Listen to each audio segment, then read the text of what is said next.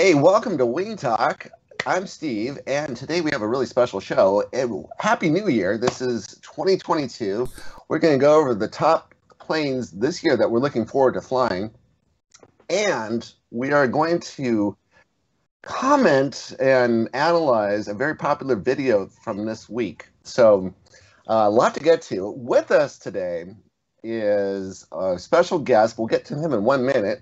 First, let's get to our favorite panelist of all. Luke, how are you doing today? I'm good. Yeah, background's changed a bit. A lot more disorganized. You know, planes stacked on top of each other and stuff. Otherwise, all good. Have you been flying at all since like this over the winter break? I've been flying a bunch over the last week or two. Yeah. In fact, I was flying only about an hour ago. But nothing too interesting. Not much FPV. Just line of sight park flyers mostly. Okay, I was flying line of sight earlier today as myself. So yeah, I mean, just kind of my Sundays mornings are flying line of sight with a bunch of guys. So yeah. So you were sick last time we saw you. So you feeling better now? Yeah, all feeling better now. Yeah. Awesome. All right. Hey, Darren, what's going on? Yeah, good. I've not been flying. I've been acting as a chauffeur today. Perfect conditions, but I've been out driving my wife around. Oh, that's awesome. The honeydew list, huh? Yeah, so I spent a few hours sat in a shopping centre car park doing some INAV coding. Well, it sounds like fun. We have a great show today. So, hey, you know what? I know you and I were watching Mark's video yesterday. Hey, Mark, I wanted to ask you. First of all, we had a problem before the show started. In like last 2 minutes before the show, where we got these new microphones, wonderful microphones by Rudder. So I was getting this all set up, and it works great. So I want to know, Mark. I think it'll work really well with my little monitor. Right now, I'm flying a plane over my house on a mission, going around and around, but I can't get anything up on the screen. You have any idea why? Yeah, maybe turn off the microphone.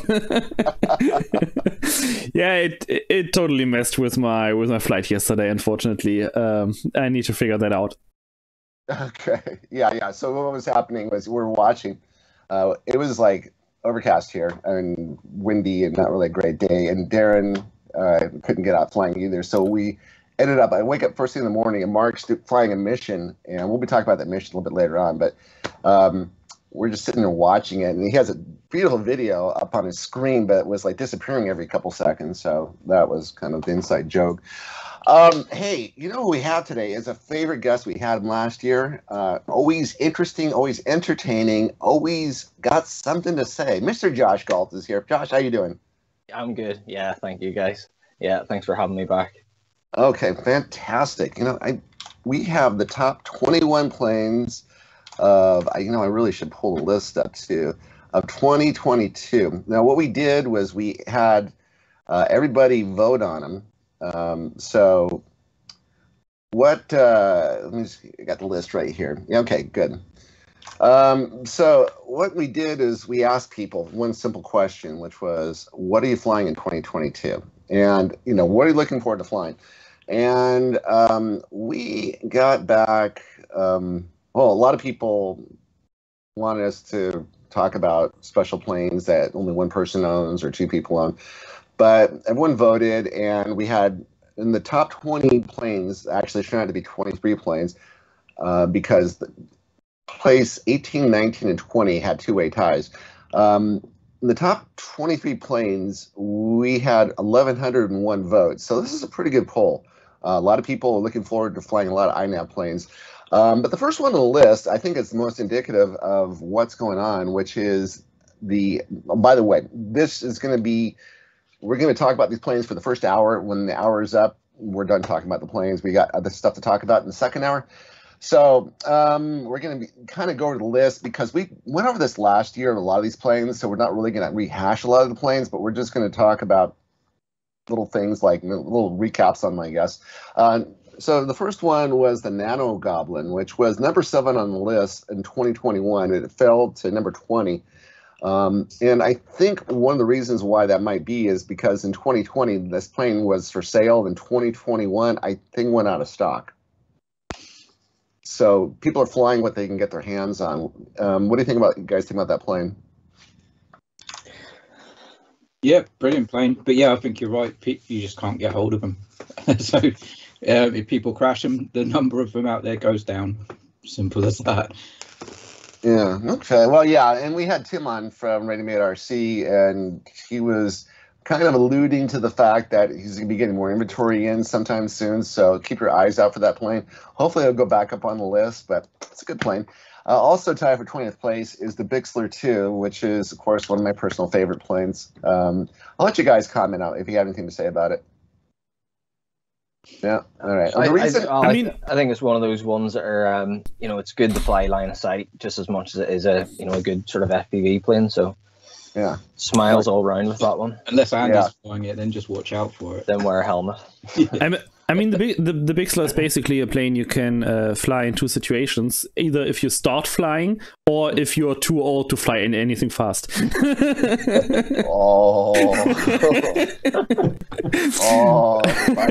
Throwing some real shade. There's going to be anger in the comments, I think, on that one. Yeah, that's right. No, the thing I like about the Bixler 2 is it's like $52, for a 1,500 millimeter plane. Where else are you going to find that? And so it's a wonderful plane. Yeah, it's great.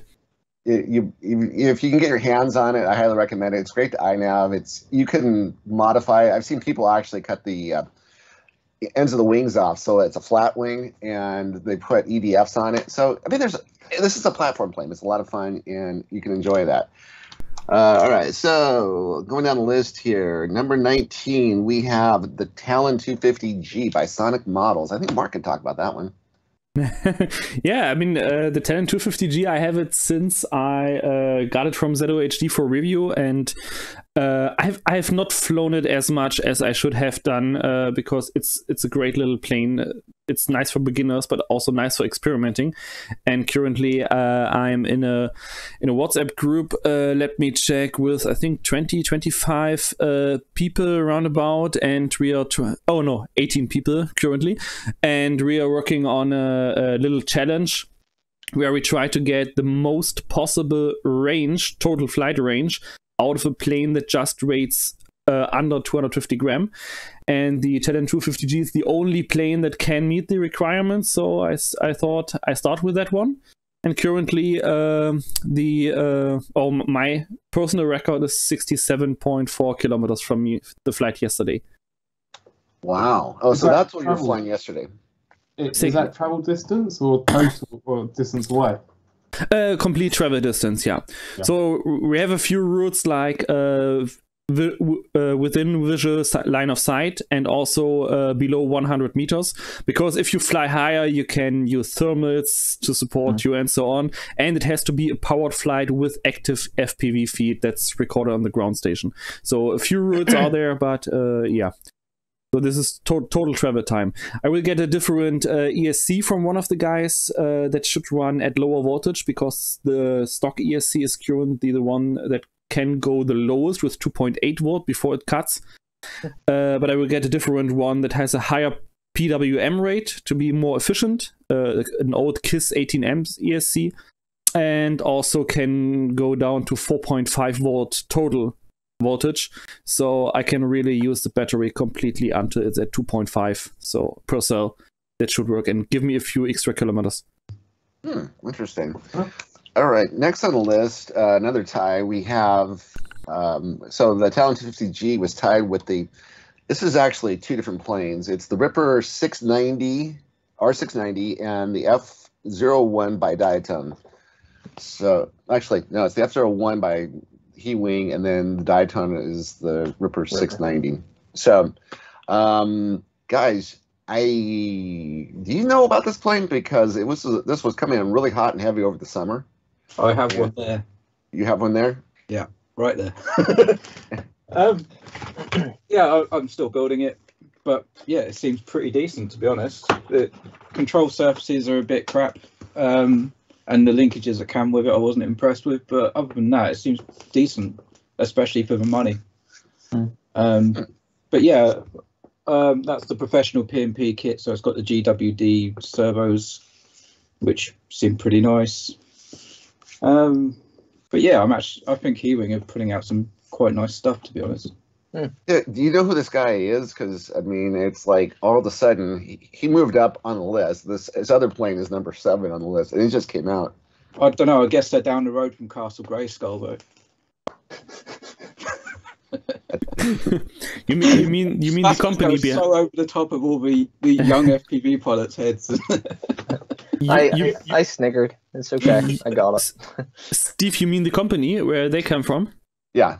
Yeah, I have talked to the guy from them, to the marketing manager, whatever, and they said to me they were previously just an OEM, basically producing planes, drones, whatever, for other manufacturers, like for Diatone, and they just thought, hey, why not make our own brand, step out of the shadow, and create and sell our own stuff parallel to the OEM job. So they are on the market. They have some experience over the last years.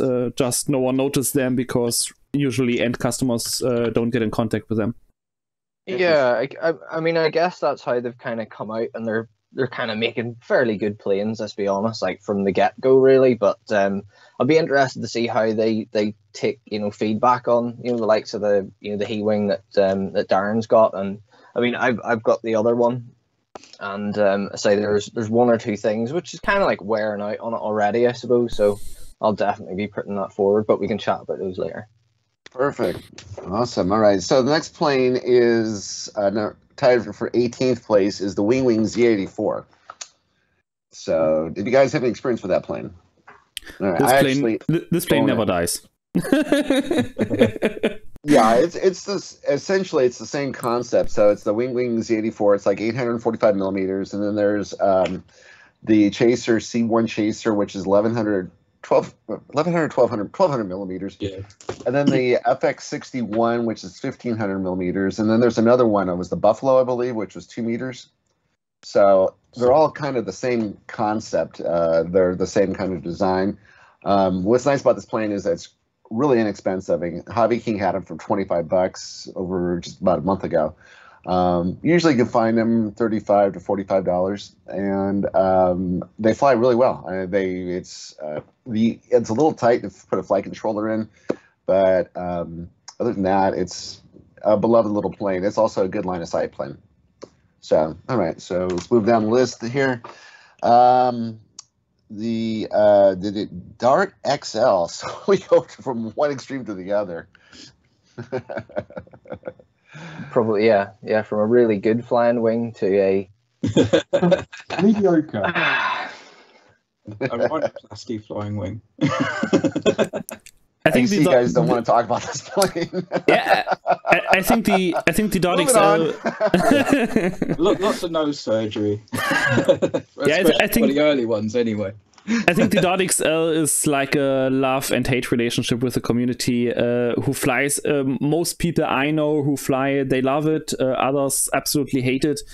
It has its flaws, but yeah, in my opinion, it's a nice plane, but nothing that fits into my hangar. Basically, not because of the room, just because of the flying style. It's like a very slow, long time cruiser. That can rip around, but if you rip around, you should not touch any trees or whatever. If it crashes, then it's foam snow. Yeah, the thing I would say about them is they're designed to look like something that is like a spaceship, something like that there. But of course, got to remember they don't have air resistance to deal with, so. If they make another flat nose plane, honestly. I mean, this is still something I think it's totally underrated. Yes, they have basically a flat nose, but I mean, just take the Talon GT for example. It has the same nose. It's even bigger on the Talon GT. But when I put the same batteries in the Talon GT and in the AR Ring Pro, I get the same flight times, and the AR Pro is just 20% more range. So it's not that of a big difference. The biggest difference on the Talon GT is it has to go faster to fly stable if you put a big battery in. It has a very high stall speed. The Dart XL is more friendly on that side. The flat nose just makes me so mad because it's completely unnecessary. They could put a real nose on it, and it would only be better. I mean, it's for people who want to use a GoPro and have it protected just in case of a crash. I mean, if you have an exposed GoPro, it will be just smashed, like on a fence post, for example. Yeah, maybe. Yeah. All right, so the next one is a personal favorite. I think this one moved down the list a little bit. I think it was 15 last year, but this is still a beloved plane, and we have the right guy to talk about it. It is My Fly Dreams Mini Crosswind. Josh. Yeah, I think that what I said about it last year was, I suppose something that we'll come on to talk about later is, kind of the type of plane for your experience and all that kind of thing. But yeah, Mini Crosswind, it's a fantastic plane, but it's quite expensive to build and fill it full of batteries and whatnot. But I was flying mine today, and yeah, I absolutely love it. It's just like a very, for that type of plane, it's quite fast, so I like it. Awesome. Yeah, I was looking to see what they're going for. And I found that you get it for about $150, but one place wanted $450 to ship it. So we put that up in the group and got a lot of comments. Currently, if you get it from Banggood, it's about $300 in the United States. Shipping is free though. So yeah, it's just a very expensive plane, and it might be out of people's reach for the next year or so until the shipping costs come back down again. So yeah. I think that depends on area though, because I think mine was £110 total. So I think in the States you're just unlucky with that model. Yeah.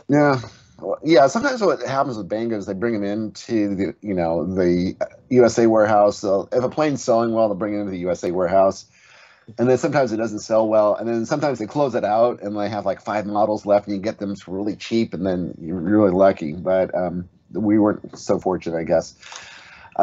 Next plane on the list is number 16 is the Ranger 1600. You guys have okay. I think I've flown them before. Yeah, they're all right.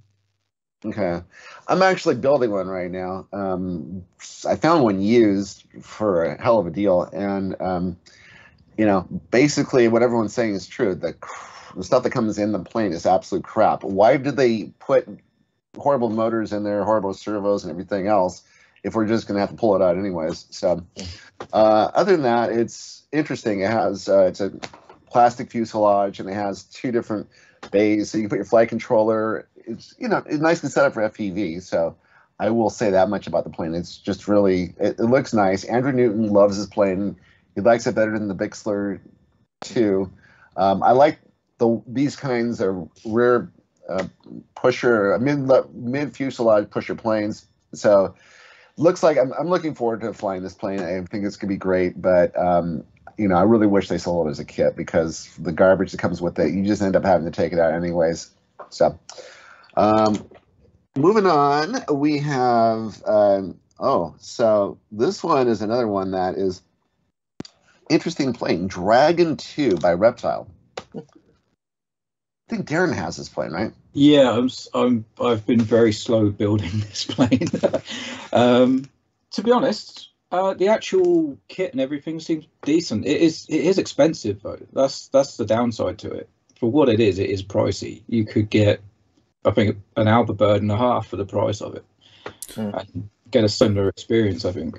But I think it was cheaper in summer, if I remember correctly.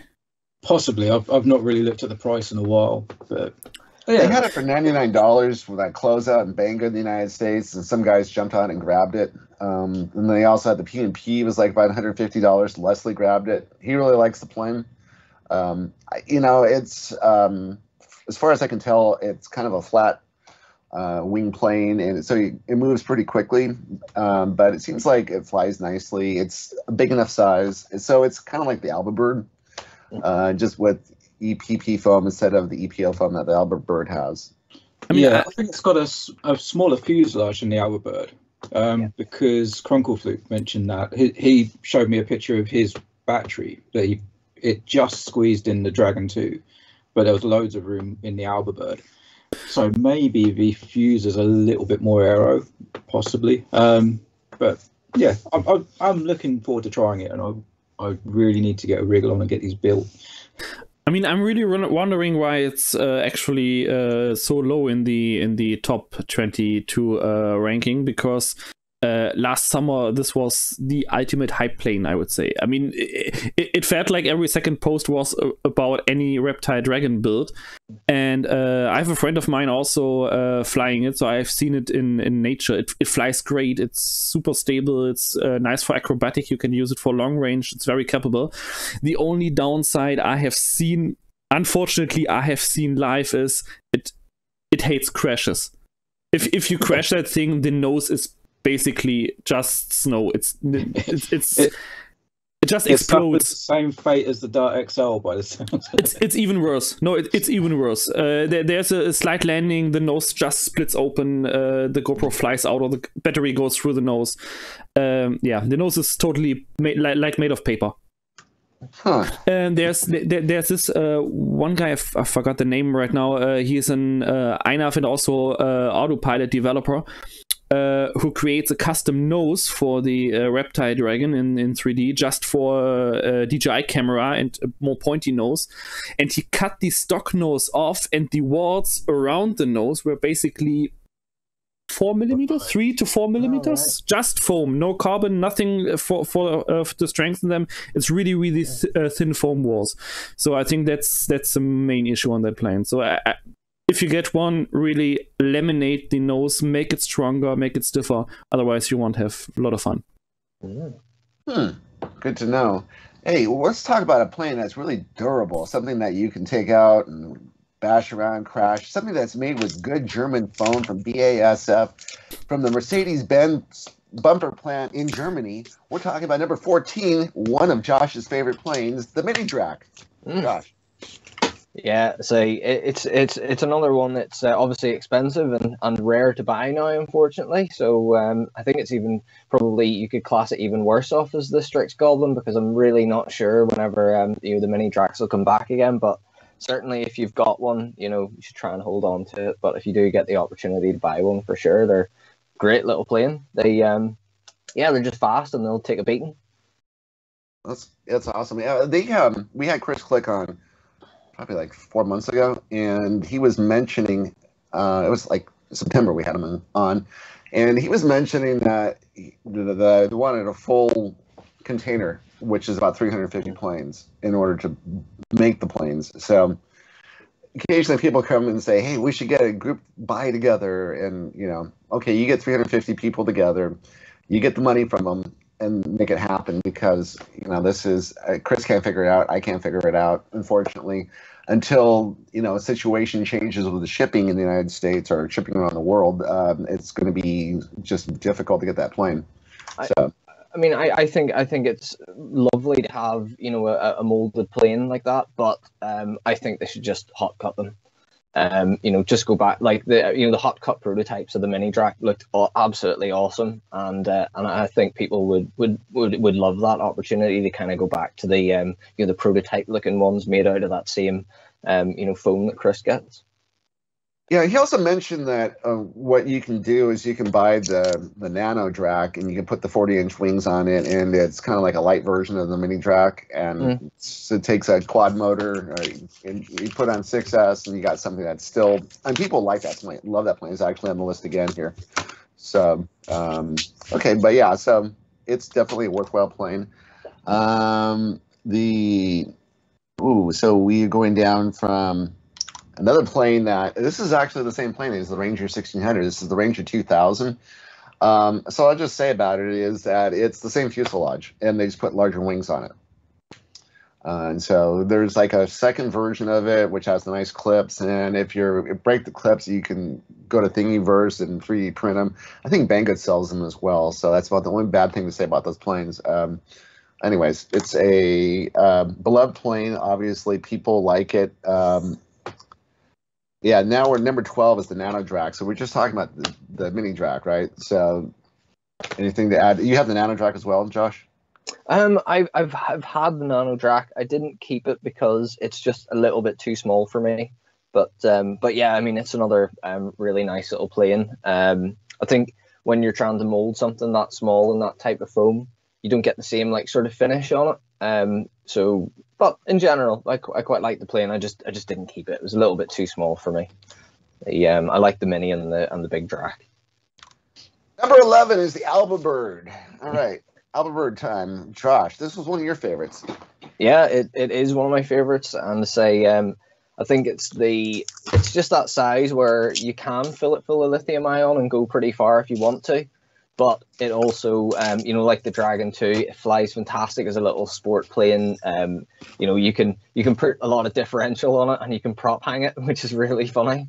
You can kind of do all that good stuff with it, and have a GoPro up on the front with pan and tilt, and it's just a great little all-rounder plane. Unfortunately, I've just built a new one to replace my original one, and I crashed it in the field outside, and unfortunately it got stuck in a tree and the motors got burnt out and everything, so I just haven't had the opportunity to rebuild it again. But yeah, I'm going to be putting different quad motors in it again, so that's one of the nice things about those planes. It takes quad motors and little ESC, so you're all good for finding replacements.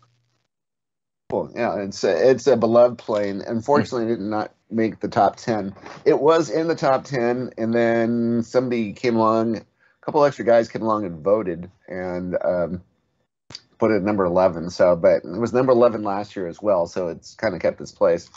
Now we're on to the top 10 planes, and so when we go over the list, these are the ones we actually highlight.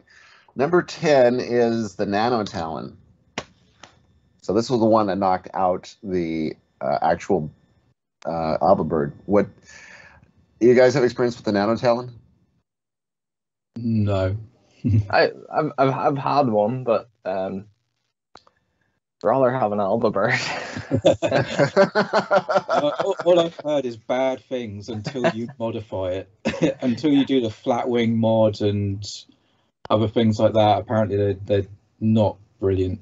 So yeah, maybe they have the Evo, the people who voted that's already got the flat wing. But I think they changed it. It was originally, I know what you're saying, because originally the wings went up like this, it had a little upsweep in them, and that was one. You can watch Powell's video, and he absolutely hated that plane. He's like, I don't know why I would buy this plane. It's so horrible. So what happened is people started figuring out that if you make a flat wing mod for it, it flies better. And then they came out with another version of it that had a flat wing and charged more money for it. So it's a beautiful plane. It does fly very nicely, but it's one of those smaller, lighter planes.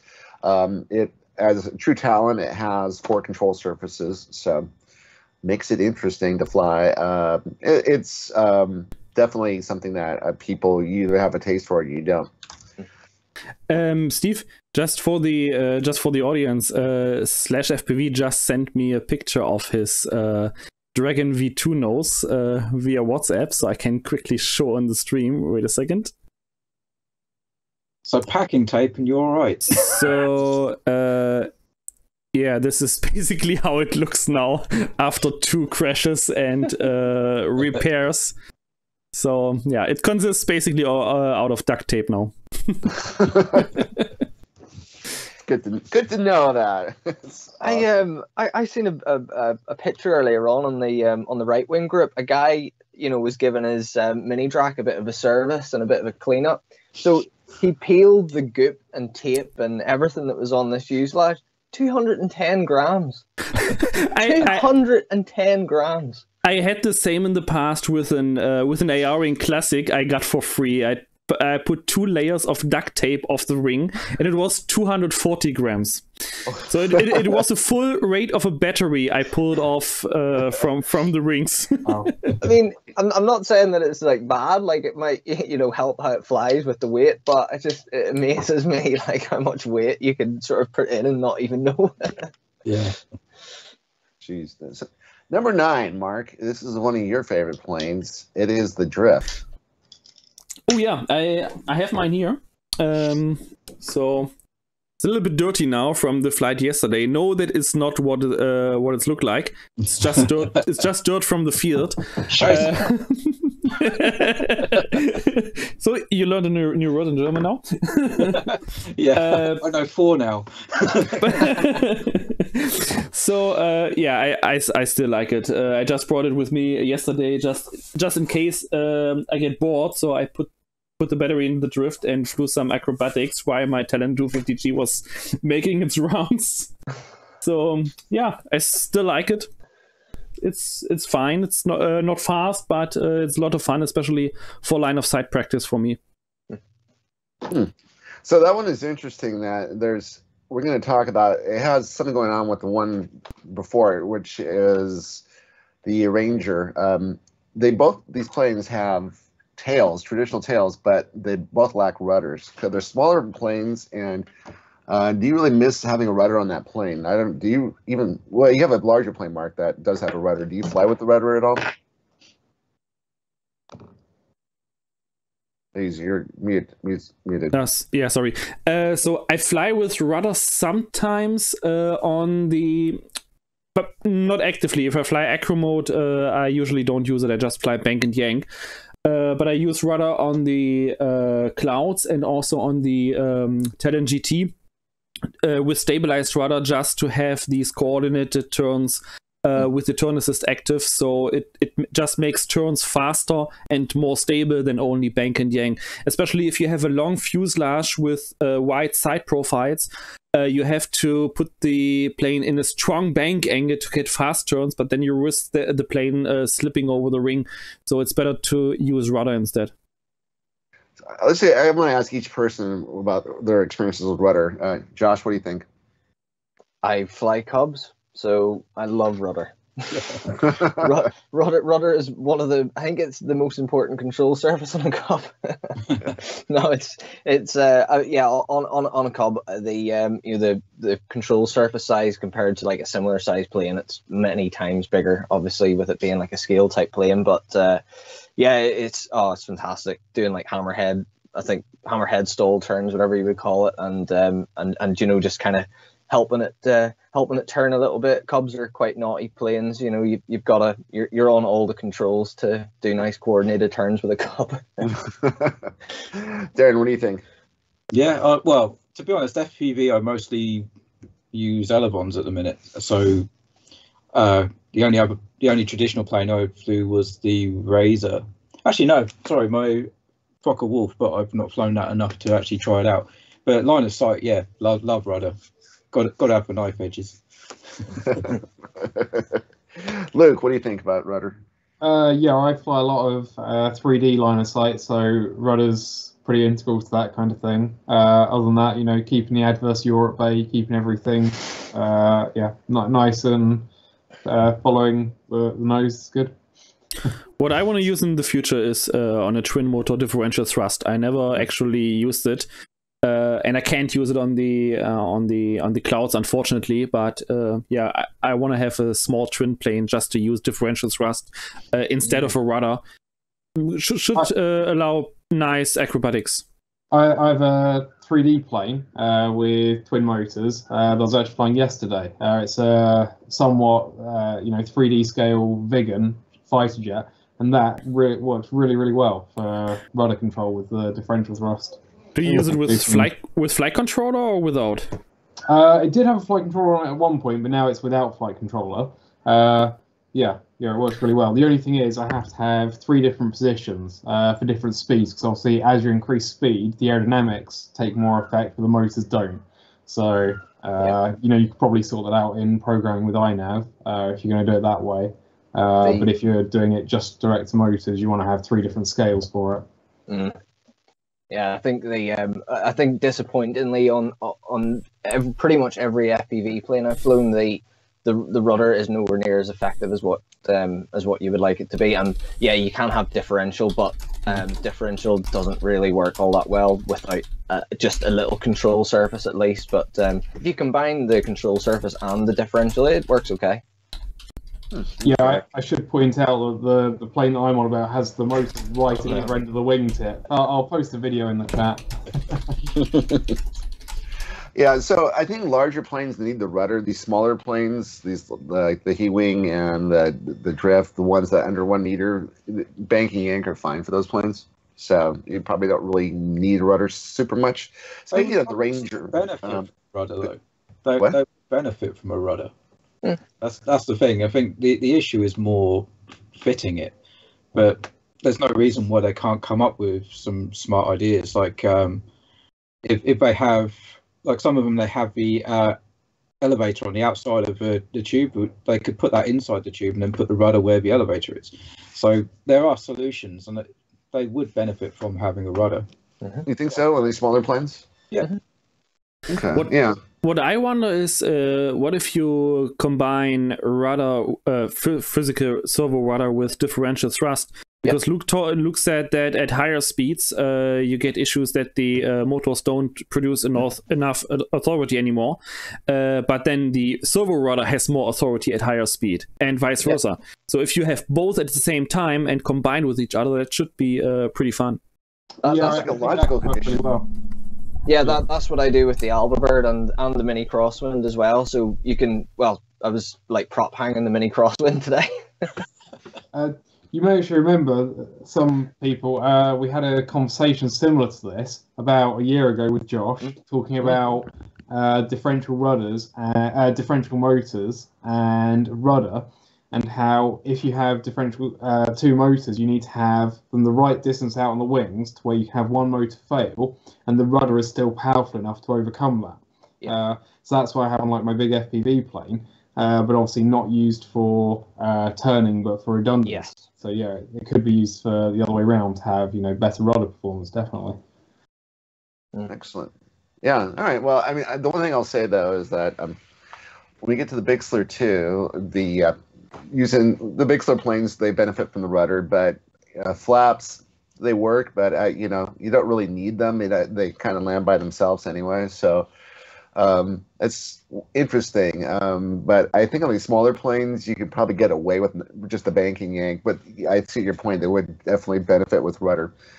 Speaking of the Ranger, that is the new plane that just came out. I think came out, maybe 2 months ago? And some people have just started ordering it. It's the He-Wing Ranger.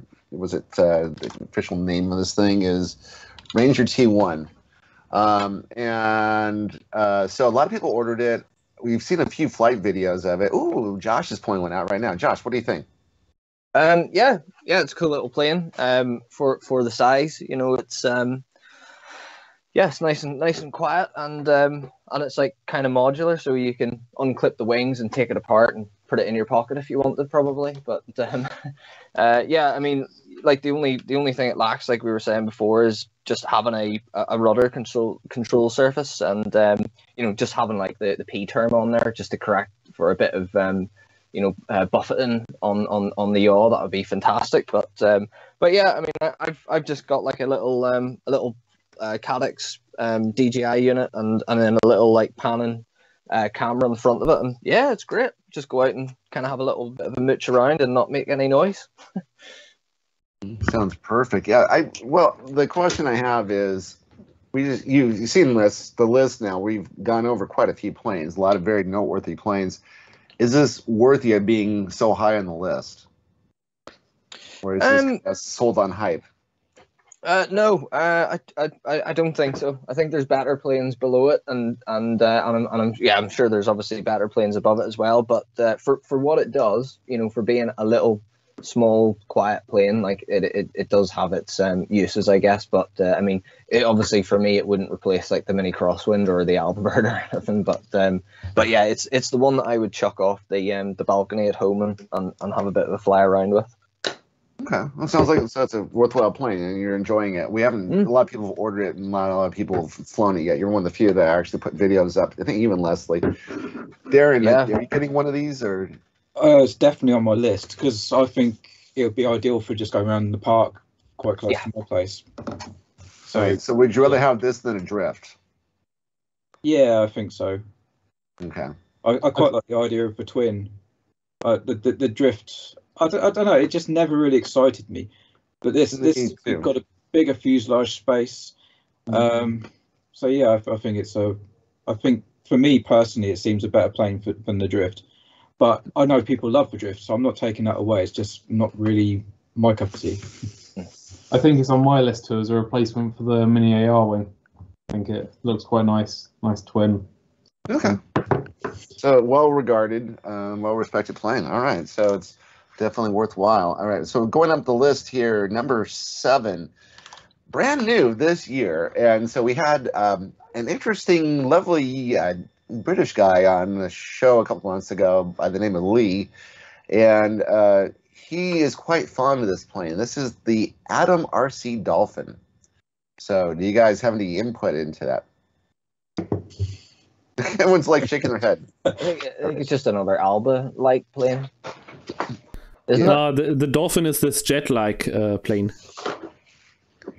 Here. So I don't know what it is then. okay, he has one. Yeah. But Little bit higher, little bit higher. Steve. There we Oh go. yes, now I remember it. Yeah. Okay. Dolphin. Yeah, so the Atom. Okay, the Atom RC. This thing, this one on sale. Remember I was telling you Banggood has closeouts, and it was $69, so it was like, and people love this. Atom RC is, God, where do these guys come from? In the last year, they've come out of nowhere. And we've got Jessica in the group posting, about the plane. So they have 3 planes out right now. They have this one, the Dolphin, which Lee just absolutely loved. So Lee from Painless 360 comes on and he's like, listen, this is, I've flown this thing now for the last 2 or 3 months, and this is like the plane I take with me all the time. It's just the best plane ever. I just love it. So, I mean, a very strong, enthusiastic thumbs up. And this is the guy who helped endorse the AR Pro. But the other 2 planes they have is, the one was the Killer Whale, which is kind of like the Alba Bird and kind of like the Dragon. It's probably more like the Dragon. It didn't really sell super well until it went on sale towards the end of last year, and then a lot of people bought it and really liked that plane. And then they have another plane out now called the Seal, and that is essentially a Bixler 2. But what's interesting about that is they couldn't fit the plane in such a small box. They had to economize on the box a little, so they cut the wings down. Like So the Dragon. it's 4 pieces now for each wing, and it's like a smarter version of the Bixler 2. It's set up well for FPV, but the multi-piece wings kind of throw me off a bit. But the Dolphin is the one where it's just absolutely, people love this plane. It's just what I think that people like so much about it. It has those large winglets that go up at an angle, and that's very similar to the Ishin Blackwing. And the Ishin Blackwing I put on the list, and I got like 4 other guys who liked it. It was Steve, our moderator Steve, liked that plane. I like it, and I think a few other guys, but that plane never quite caught on. But it's a lovely plane. It flies well, and I'm sure this one has a very similar flying characteristic to it. Anything you want to add to that before we move on? I mean, I've heard a lot of good things about it. Everyone seems to be really positive about it. I've just not really had any experience with it, to be honest. It's not. Maybe it's because it's a similar sort of shape to a mini drag, and that's, I don't know, maybe it's putting me off a little bit because I've already got something that sort of shape to do a similar job, I guess. You mentioned the Seal. That one seemed very expensive for what it was to me. But yeah, no, sorry, one about the Dolphin, which, yeah, a lot of people seem to really rate, so I can't really add any experience to it. Here in the United States, the Seal got dropped down to like $79. Oh, that's not too bad. It was about 179 when I first saw it. It was for the kit, yeah. really expensive. Yeah, I mean, it looks interesting. I don't know. The only thing I would say is, like, I understand that you have to cut the wings down in order to make them fit in the box. But if you had a way where you can, like, have a bunch of, like, carbon fiber rods that come out and you glue it together, so you glue the wings together as one piece, then I would be like, oh yeah, hell yeah, I'm getting that plane. But they're trying to say, like, hey, try to push it as a 1100 millimeter wing. You can cut the wing down. I don't know if it'll even fly at 1100 millimeters. We take out, essentially 4 inches on each side. So interesting. But the Dolphin is, I think what people would like about it is that you can use a lot of your quad motors. So I think it appeals to guys who come from the quad side who kind of know those motors really well. The 2203. Yeah. So anyways, good plane. I think we're just, it's definitely, I'll let you know what I think. I think a lot of people like this plane, so it's going to be great. Let's move down now to the AR Mini. It's number 5. I don't even know if they're making this anymore. Are they making this still? Mark? Yeah, it's still in production. Okay. I think they had some shortage, but as far as I know, they still produce it as well as the AR Classic. Okay. Yeah. Yeah. So that one essentially it's a 600 millimeter plane. It's kind of looks very similar to the AR Classic. It's like the mini me version of it. The FPV camera goes in the front as opposed to putting a GoPro in the front. And it is a lot of people really like the plane. It's a $50 plane, and you basically get it's P&P. You get the motor, you get the servos, you get the ESC. You can't go wrong with this plane. And this is one that Luke had. Luke can probably say something about the AR Mini. Well, Luke's is above his head. Yeah, mine is yes. right there. So Okay. yeah, I really like it. Once you've done some modifications to it, you need the better motor mount that brings the motor further back and a bit more aerodynamic. That lets you put a bit of a bigger battery in it. And then I've also got a more aerodynamic nose cone, which gets you quite a bit of extra speed or efficiency, whichever way you want. But yeah, quite like it. And it's Darren's programming test workhorse, because every time he programs any new INAV feature, it's tested on the AR Mini. Oh yeah, it's my workhouse bitch. It really is. I mean, I like it. It's really easy to glue together. You can have a lot of fun with it. It'll be interesting to see how it compares to the F01, because that's a similar size wing. So yeah, it'd be interesting to see. You'd probably cram a bit more battery in that, so maybe a bigger motor on the back, a bit more speed. But we'll see. Awesome. All right. So number 5 is the Mini Talon by XUAV, and that's the one that Mark has. I have one. I still haven't flown it. So I have that plane since I think since 1.5 years or so, but it's still not flown. Yeah, the Mini Talon is also one of these planes that never die out. Basically, they were flown 3 years ago when I started with the hobby. They are still flown today by many people, and very capable long ranger, but. Yeah, with the tight fuselage and the tight battery opening, a nightmare to put batteries in there. Yeah, we just stopped voting it after 69 votes. it's the best plane. No, it's really good. See, you now, Mark, because I've actually got 2 that I haven't flown. Sacrilege. I got one on the shelf too. I haven't flown. I mean, I was building one. I just kept on changing my mind about which parts I wanted to put in it because I wanted it to be really good. And then I thought, sod it, I'll just buy another kit. I can take my time with that one and just get this one built as quick as possible.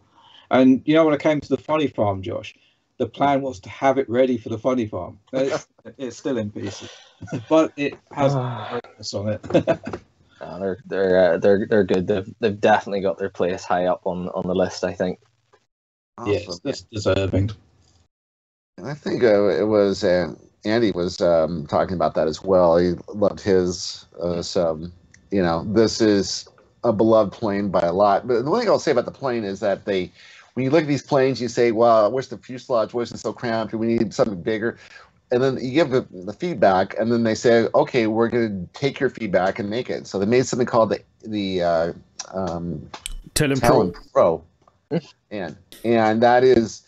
When you look at it right now I was looking on Race Day Quads, the Mini Talon is selling for $69, and the Talon Pro is selling for $169. So you need do all these changes you want justify the extra $100 out of your pocket. And so, Josh, shaking your head. What do you think? No, I mean, yeah, I think the Talon Pro is a different plane. I think it's really good, but I don't think it's a Mini Talon anymore. It's just something else. It's almost like a plank, and it has a little V tail on the rest of it. But I think one of the most remarkable things if you've got a Mini Talon is that they've got the thinnest trailing edges and lovely thin wings, and if you want to make it look like it, or if you want to kind of like do the sort of the Talon Pro mods to it, you can smooth the nose off, do all those sort of things, and and you'll still have fun trying to get the battery into it, unfortunately. I think they mostly try to refinance the molds for now for the Talon Pro. That might be the reason why it's so expensive. I hope the prices will go down. I mean, I like the Talon Pro just by design a bit more, and I think it also has a faster cruise speed. Darren, say something? Nice smooth nose. Darren, you say something so we can see that. Yeah. You can have a nice movement nose on a mini Talon. I stole this off Josh. This idea. Oh yes. And also the back end are sort of so it's all level. So actually, one thing I'll say about that one, I did cut. Yes, of course. Yeah, the battery. Moving the battery tray forward, that's ideal. If you do cut the bottom off of the tail. I actually put like a carbon fiber bit. Yeah. It still needs it for stabilization, but yeah. Interesting. So it's a good plane. Awesome in the well-regarded plane. All right. So next one is another one that's a golden oldie that's been around forever. And this one was popular, then it wasn't so popular, and then it made a comeback. It's the Reptile S800. So Darren, I know you have flown this plane. I haven't. I need to put 5 grams of lead in the front, and then I can fly it. It's almost there. I take it to the funny farm again to fly and sort of rip the elevon or the winglets off, getting it out of the boot of my car, and then just sort of just flew everything else. I still have in in the back of my head that I had to make the decision for my first FPV plane ever to get the AR-Wing or the S800. I decided for the AR-Wing back then, 3 or 4 years ago. So somehow my mind says, no, you don't want to have an S800. You don't need it. You have decided and you stay with it. See, I started with the S800 and I'm quite happy to see what the difference is like. I've got another S800 that I need to maiden as well, with the operator's firmware on it. So I need to give that a go. Yeah, that's a plane that's kind of another one of these planes that's what do you call them? Just a platform plane, which means you buy it and you're free to do what the hell you want with it. So a lot of people do is rip the elevons off and put wood elevons on. A lot of people reconfigure the weight of the plane so that it's more balanced towards the center. So they move things in instead of putting them on the bays on the outside. It's and then we did have the guy from Norway. Christian Mohand. Yeah, Christian Mo. Thank you. We had him on last year around summertime to talk about Project Rosetta Stone, and he gave out his template for winglets so you can 3D print them. So it's nicer winglets. They're really big, so it's kind of stolen from the idea was from the Caprina 2. It was the same kind of winglets put on the S800, and he loves his. He built like 6 of them, and he really liked that. But he was a guy who went away for a while, and he came back, and he fell in love with all these new planes he came out with, and he's just really happy with all this stuff. So, so it's a great plane. Let's move on down the list here now to some. We're getting close to the end here. So, all right. So it was the S800. Was okay. Next one is the Dart 250G. Okay, so I know what the rest of them are now. Dart 250G. That's one of Mark's favorite planes. It made it number 3. Mark, you have something to say? So one of my favorite planes. That's true. I still hate that the wings are so delicate and degrade very fast, especially on landings, because even some dry grass can rip your wingtips off. But it's so much fun to fly. I sold my long range setup and just kept my 4S power setup. I still need a new FPV cam because the Runcam Split 3 is unfortunately dead since summer, but as soon as I get a replacement, it will fly again. I need to get a new kit because I have to replace the left wing. So somehow only the left wing loses pieces on every day I fly it. Wonderful. All right. So you're about the one here who has experience with that plane. So it's a good plane. People tend to love it. So I made it number 3. Number 2 and number 1, we know what they are. They are the same as last year. Number 2 is the AR 900. So the classic AR. And everyone, you put your 2 cents in. So that's what I thought you were talking about earlier. I need to put the 5 grams in the nose of the AR wing. Yes, yeah, the S800 have flown loads. But yeah, the AR wing, I still need to maiden it. That's what I ripped the winglets off of at the funny farm. Oh, so you have flown the S800? Because I know you have. Yeah, flown. My first FPV plane was an S800.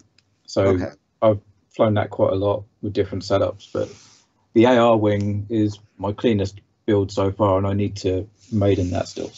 All right. That's okay, Mark. You are Mr. AR 900, so I mean, you are the one who really loved this plane. Yeah, it was my first plane. I have the 3rd one right now, so the 3rd fuselage at least. That got some damage in summer at the cooling tower. Some of you have seen the video.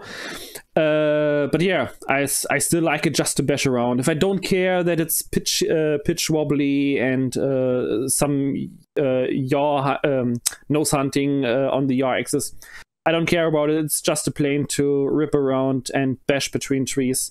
If it dies, yeah, just get a new kit, and it's still cheap and it makes a lot of fun. It is a great plane. One of my personal favorites. I fly this plane all the time. Josh, anything to say about this plane? I was just laughing at what Mark said. If it dies, it dies. Yeah. I mean, currently it's the cheapest plane in my garage. So, from the kit perspective. Yeah, actually, interestingly, you know what we were saying about the foam and that sort of thing. He wing. I don't know if they originally are the manufacturer that made wings for Sonic Model and all the rest of it, but they now have the same foam, right? I'm not sponsored by He-Wing, by the way, but they now have the same foam, but they've kind of done this surface treatment on it, and it's like inside. If you basically chip into it, it's still like noodles inside, but on the surface, they've kind of like made this kind of wrinkly surface that holds it all together. And interestingly, the other plane that has that at the moment is that that OMP ZMO, the new VTOL thing. Exactly the same foam design with this like wrinkly surface. So who knows? Maybe the next batch of planes that come from Zod will actually start having this surface treatment. Interesting. Yeah. Okay, cool. Very interesting. It makes it really strong, really durable. This is the plane that AR 900 is the one I recommend to people when, especially you come in over and you want something that you're not afraid to crash. And it's a good first plane. A lot of people, it was their first plane. But it's one of those planes you never kind of get tired of. You can always do something different with it. Change the power setup on the plane. You can try different props. It's a beautiful plane. It flies fantastic. But it was beaten out quite handily. Last year it was like within a couple spots of number 1. This year number 1 has like 25 more votes than the AR 900. The AR Pro is number 1 once again this year. So you guys, Mark, what do you think about that? Yeah, I mean, what should I say? People will say I'm the biggest AR Pro fanboy in the group, but actually the people voted, not me this time. I still love it, so there's nothing much to say about it. We talked about it very often. Great cruiser, great fun flyer. Glenn Bluefish UK, he has just put his one into pieces by a really mad jumping tree, and at the same evening he just ordered a new kit and he will rebuild it. So I think he also likes it. That's it. Anyone else have anything to say? The AR Pro is basically my workhorse. So every time I go fly with any plane, the AR Pro is still with me, just to have some fun flying around, just in case something goes wrong. Launch, right? You're not launching it by hand. Yeah, I use auto launch. I mean, I've one of the last videos I uploaded to my channel was the fog flight, for example, and you see how easy it starts. So, and it's the best tuned plane in my garage. Okay, so auto launch. A lot of people have problems launching this plane. That's kind of like the biggest criticism of the plane. That, and it's kind of a little more fragile than the AR-900. You mean the AR Pro is more fragile? Yes. Not sure about that. I mean, it depends how you crash. Yes, the AR-900 can handle. Darren is lost. Yeah, the AR-900 can handle like a nose first crash a little bit better. So the rings might crack, but you can glue them together. The AR Pro, you will smash the nose into pieces because it's a little bit more delicate and flatter. But just recently on this fog flight, I crashed mine with 120 kilometers per hour flat into the ground, and it just had a few cracks. The ringlets broke off, and one of the ailerons got cracked a bit. It's all glued together in an hour or so, and it was flying again. Okay. So, do you still think it's a good plane for beginners? Yeah. So I mean, if you want to have your first flying ring, yes, it can work. I think even better than the AR-900 because it has a slower stall speed, so it stabilizes earlier than the AR-900. For the first plane overall, still, of course, a plane with elevator is the better option. Perfect. I agree with you 100% on that one. All right, so we got a few minutes left. I just wanted to go over a couple charts really quick. Mark, you put them up, please. Number one is a chart of all the vendors that we had this year. We counted all the votes, and I put together the vendors. There's two different companies that are actually one company. So Zod and Sonic Models are essentially the same company. They're sister companies, but they're from the same factory, and they essentially had half the votes in the group. Is the chart up right now? Yeah, okay, what's up? And then we had Reptile, and which was not even a very distant second, and then we had I'm not looking at the list. What's number 3 on the list? Reptile 10%. Reptile's 10%. Okay, yeah. What happens is we look at this chart, you'll see that all of a sudden things fragment like crazy, and like everything. The Hobby King was not on there, but the Bixler had 1.8% of the vote, and so I mean, it is essentially there's just a lot of little. What this leads me to believe is that we're flying what we can get our hands on, but then once you get past the AR Pros, the AR Wings, you are moving on to a lot of different things. And what's interesting in the group here, like we're talking amongst each other and we're into different things. I mean, Mark likes the Zod drift, and Darren and I were like, I'd rather have a Bixler. Darren's like, I'd rather have anything else. So you can see that we have really different interests here. And what we don't see is that number 21 and lower on the list, a lot of great planes on there. And I mean, the Caprina too, the guys want to be on the list. We put them on. They know they made it to the top 20, and so that's just a great plane as well. I mean, that is, you kind of have to know how to fly a plane. Though, come on, Darren, I like this plane. There's a lot of the crap hyena. Yeah, okay. That's what I thought you said. Yeah. It's just the Crapurinia. And then the other chart we're going to look at really quick is the number of control surfaces, and you'll see that about half the votes, actually more than half the votes, are 2 control surfaces. That means pretty much things like flying wings. So those still. The 3 control surfaces are planes that don't have a rudder, so those were those 2 planes, number 6 and number 7, the He-Wing Ranger and the Zod Drift. Also, those 2 are it. And then, but I'm glad to see that 4 control surface planes, which take a little more skill to fly, are still have a pretty good, solid, commanding second place there. So, anything to add to that? Yeah, the thing that was most interesting to me was like the differences between this year and last year. And when you look at all the top planes like the AR wings, there's hardly any difference to last year. So it's like, is this basically people are just still flying the same planes they had last year and voting for those?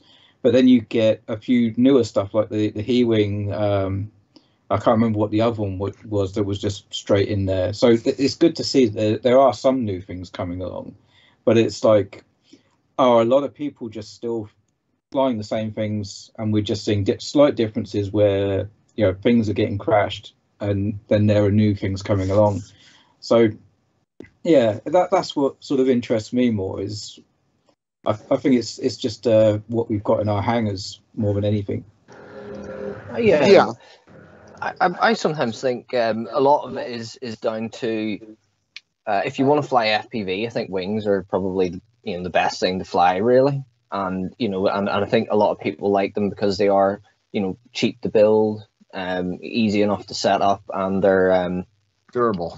Yeah, they're durable, and obviously you can they don't take up too much space in like a bedroom or something where you want to keep them. Where yeah, I think planes are a lot better, and you can have a lot of fun flying them line of sight as well as FPV. But yeah, I personally just never buy wings. Like I've got like a ZCon, and I'm just not even going to build it. But that's the closest I've got to it. And Drax, of course, but Drax have a fuselage, so it's easier to build. Yeah, I know.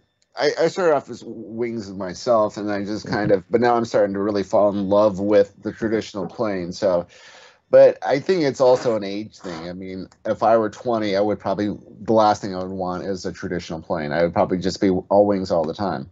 So it's just, but now I can kind of see, and I'm to the point now where you can tell the difference between the mid fuselage pusher planes like the Bixler, and then the tractor-fed planes like the Phoenix, or a Tundra, or anything else like that. So a lot of planes out there that or Cub, or Cub, yeah, Carbon Cub. So Cub. All right. Well, cool. Well, thank you, everybody. This is the year in review. We're looking forward to flying for 2022. A lot of great planes out there, and hopefully this year we're going to see some more foam showing up as we're starting to get more inventory back in, and hopefully we can hope for the best. We're going to take a 90-second break, and we'll come back, and we have a topic that I'm going to let Mark talk about. So we'll catch you guys in a few.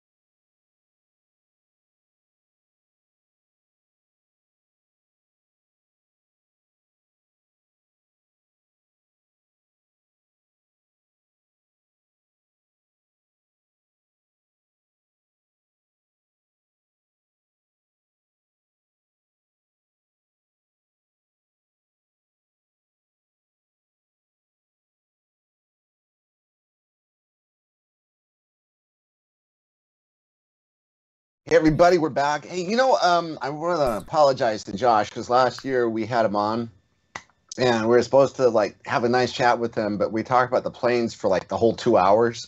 So it's kind of like that Saturday Night Live routine. What's up with that? Where this guy comes out and he has a big song, introduction song. What up with that? What up with that? And then they talked to one guest and they said, "We're out of time." So we're So anyways, we wanted to keep it shorter this year. So thanks for I know we kind of jumped through this pretty quickly, but we do have a topic here. I always look forward to waking up first thing in the morning. That's the nice thing about being here in the United States is like you guys in Europe are doing stuff, and I wake up and like things are on fire. So I got this message from my moderator Leslie, and where'd everybody go? We're dark all of a sudden. Oh, good. I just started the screen sharing for later. Okay. Okay. So yeah.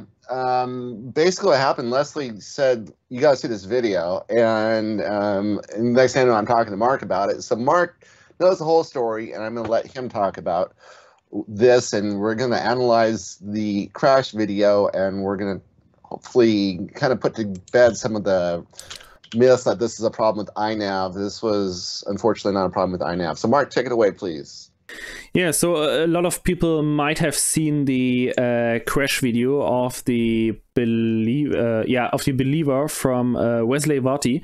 We know him from his Express LRS videos and his long-range tests with different RC systems.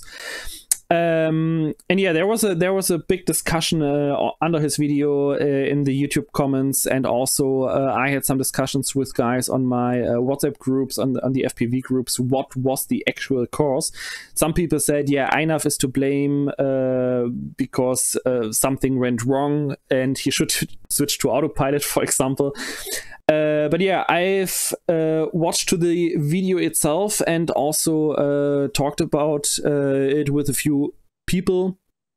And yeah, I thought we look at the video in this round. I also talked to Wesley, by the way. We can use his footage and can analyze it here in the group to look what other people think about it. So let me bring up the video at this point.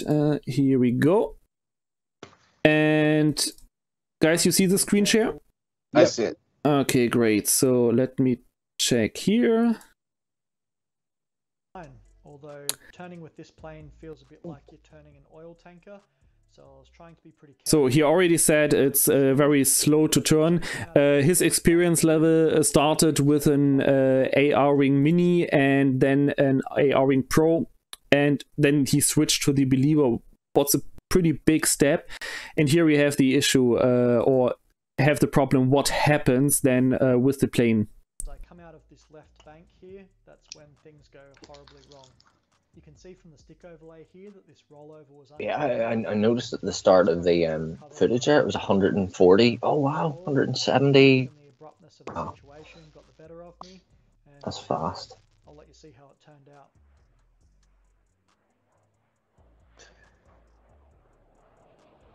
So yeah, and here he lost connection, and we can imagine what happened then. And this was when he then found the plane, or at least what was left. Second day at the funny farm. Wow. There's a wing. The LiPo was still connected, so the buzzer was going off the whole time. I'm finding it. So we should ask Josh. Josh, what do you think about this before? Because Mark knows what happened. Well, yeah. Well, Mark knows what happened. He told me the answer before seeing this. But I'll be honest. I thought it was something like maybe like a servo jamming up, something like that. But I didn't actually see before how fast the plane was going. That's remarkable. It was like 170 kph he was seeing on ground speed there. Yeah, and that was just ground speed. Yeah, not even 3D speed in the OSD. I think that may have been partially what confused him. Seeing that it was only going 20 kilometers an hour or whatever, made him, may have played a part in thinking it was going slow and causing a stall, but actually because it was only ground speed rather than 3D speed, it was obviously going very fast. I think if it was the funny form, I would say it was a Bixler caused it. I'm surprised there's even a wing left on that speed. Look at this. Look how well it held up. This is actually a testament to how well its plane is put together. So yeah, the wing is basically still in one piece. Even these separate V-tail parts are in one piece. Is Wesley sad? Okay. Yeah, I would be upset too if I lost the plane like that. Yeah, he's at this point he wasn't still not sure what was the course. Okay. All right, so we got an idea. Can we rewind it one more time so we get maybe take it back a little bit further? Yeah, sure. Sure, I will just go back to the point.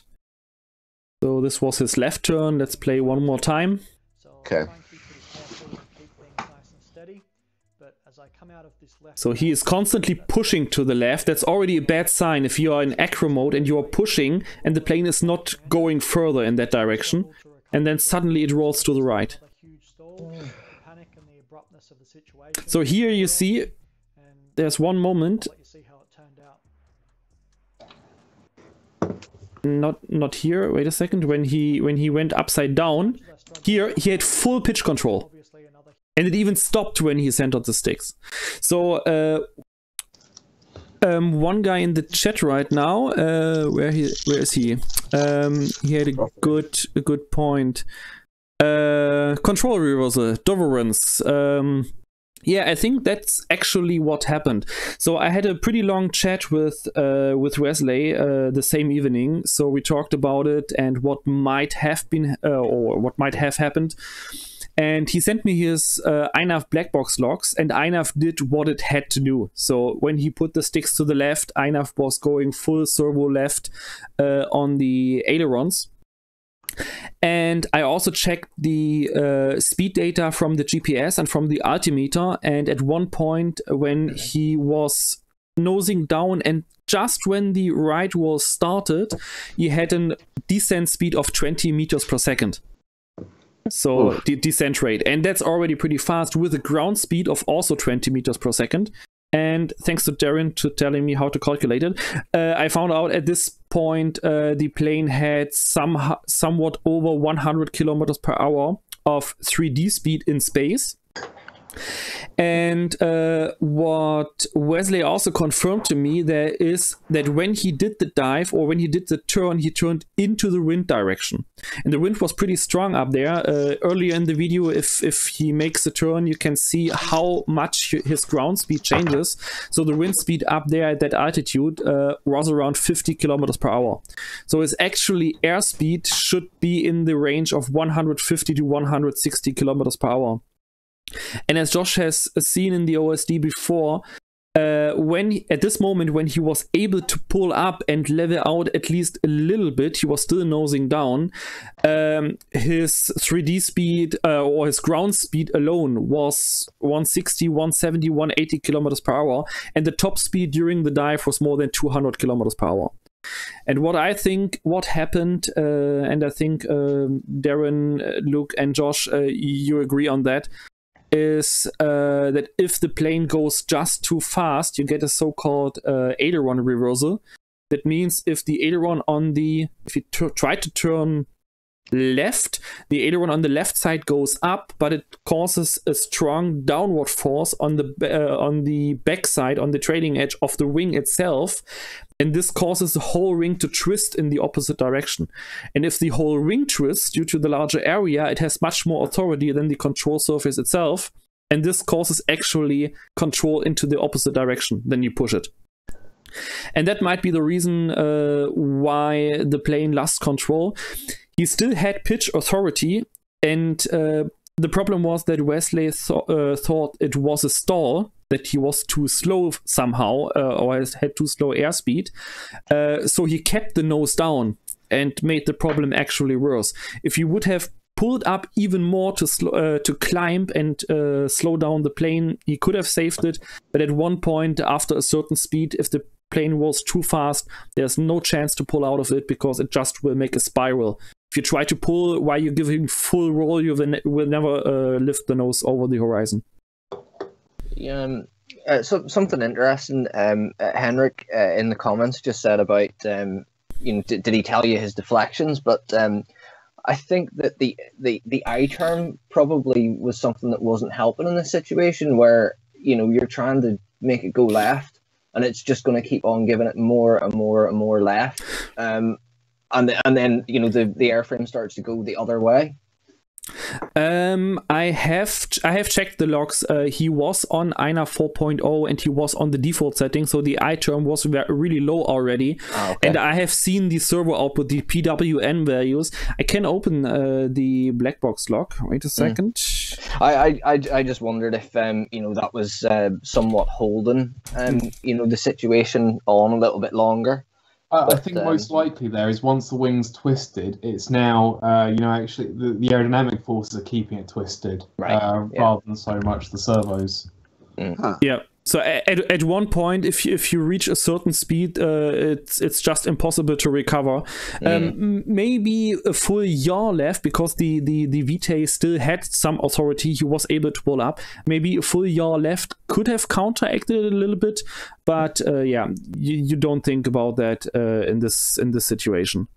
I think even at the worst point, if he'd come back on the power, which obviously he was keeping the power because he thought it was a stall, if he'd come back on the power and pulled up, he would have quickly shed speed and would have been able to come out of it. But like you say, it's especially when you're not used to flying a big plane like this that has these sorts of problems. You're never thinking about this sort of thing, so it's very easy to, misunderstand or missee what's happening. Mm-hmm. Yeah. Can you guys see my the black box explorer, or do you see the browser? Looking at the browser at the moment. Okay, I have shared the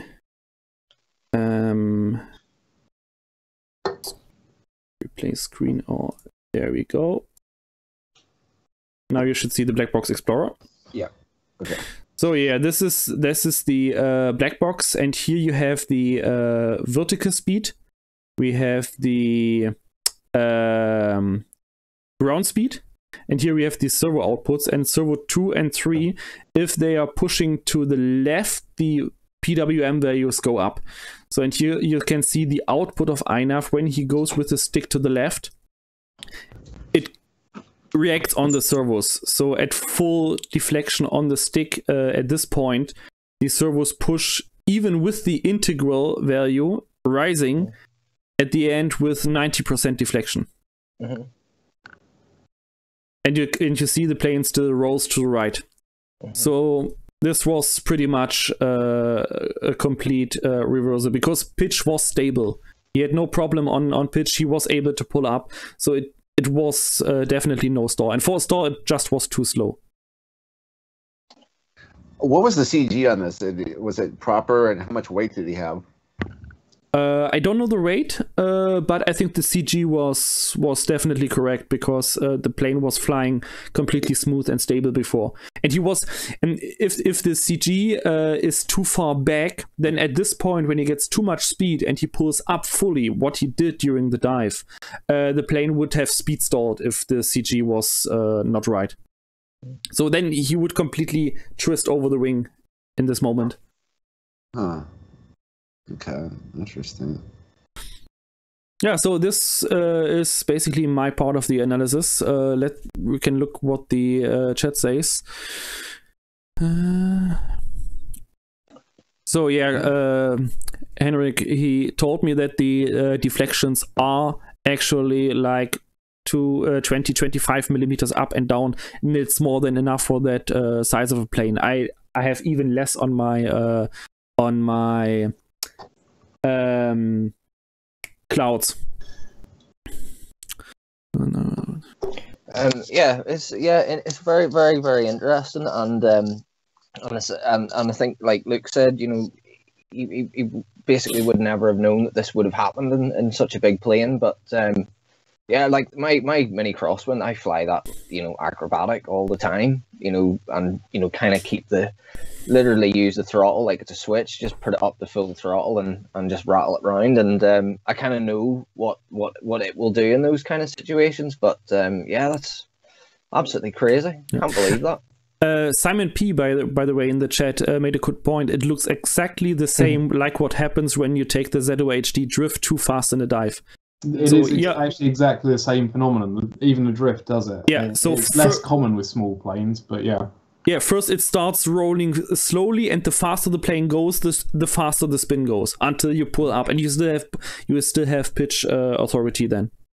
So the question I have is, are these wings really, for the My Flight Dream Believer wings, are those things super stable? They can handle this kind of speed with weight? And I think my opinion on it is the problem is the design, but it's, you know, kind of, it's not really a design problem. It's what you're doing with the design. If you fly it in the appropriate speed range, you don't put it in a dive at full power, that kind of thing, then you won't have any problems. It's just something that when you get into these more advanced planes that have tighter tolerances on, you know, how much extra strength the wings have over what they need to do, what, you know, their standard cruising, you get into, you know, a situation where you have to pay more attention to what you're doing with the plane. And it becomes hard, but, you know, that's the way it is, I guess. Yeah. Oh, you're to Darren. I was going to say, all planes have their limits at the end of the day. It's just, if you go beyond them, you're going to have trouble. Yeah. I mean, the big difference is if all our smaller planes, before they reach something that the wings start to twist, or you get aileron reversal, before the wing load is so high, the wings start to flatter usually. And then they just explode. I mean, Luke knows what Luke knows how it looks like when wings explode. So and all our normal flying rings, for example, they don't get that problem because just based on the profile, they have such a long wing profile from front to back that this kind of twisting is very unlikely. And if it would start to twist, it would basically you would first lose pitch control and not roll. Yeah, that is the thing. This typically happens with higher aspect ratio wings as well, because obviously the longer a wing gets while being thinner, the less substantial it is, and you know, the easier it's going to be to twist. Another plane that I have that probably a lot of people have experience with is the ASW-28, the Volantix one. That you put into any sort of dive with power on, and you immediately lose aileron control or even get aileron reversal. So yeah. The only other plane beside the drift I have experienced the same, but then I have to really push it to the limit, is the Talon GT. I once tested that and really went into a vertical dive at full throttle, and over 165 km/h descent speed, the rings started to twist and the plane started to roll slowly. But of course, if I go off the throttle, then there's no problem. Then we have the flat nose that comes into account at these speeds, because it just slows the plane down very rapidly at these speeds.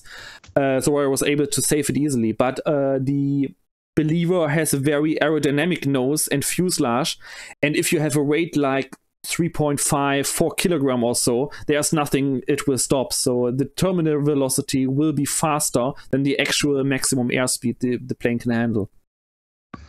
You know, something interesting that happened about a week ago. I had my Bixler 2, one of my Bixler 2s out, and I had a 5200 milliamp battery, and I was like, oh, I can't use this. I'm just going to take it home to charge it. I'm like, hey, I'm going to throw it in the Bixler 2. Which was a horrible idea, but I did it anyways. But I knew that if I put the nose down and put it into a dive, this plane was not coming out of the dive. So what I did is I kept it absolutely flat, and I kept watching the meters per second up and down. And it was actually really lovely to take it up there. Like Wheeze was saying, that it felt like a lead sled when you're flying it. But what I was noticing is that it could gain altitude very easily. Give it more power, it goes straight up. It gains altitude, even flying flat. I mean, when you want to drop altitude, just cut the power.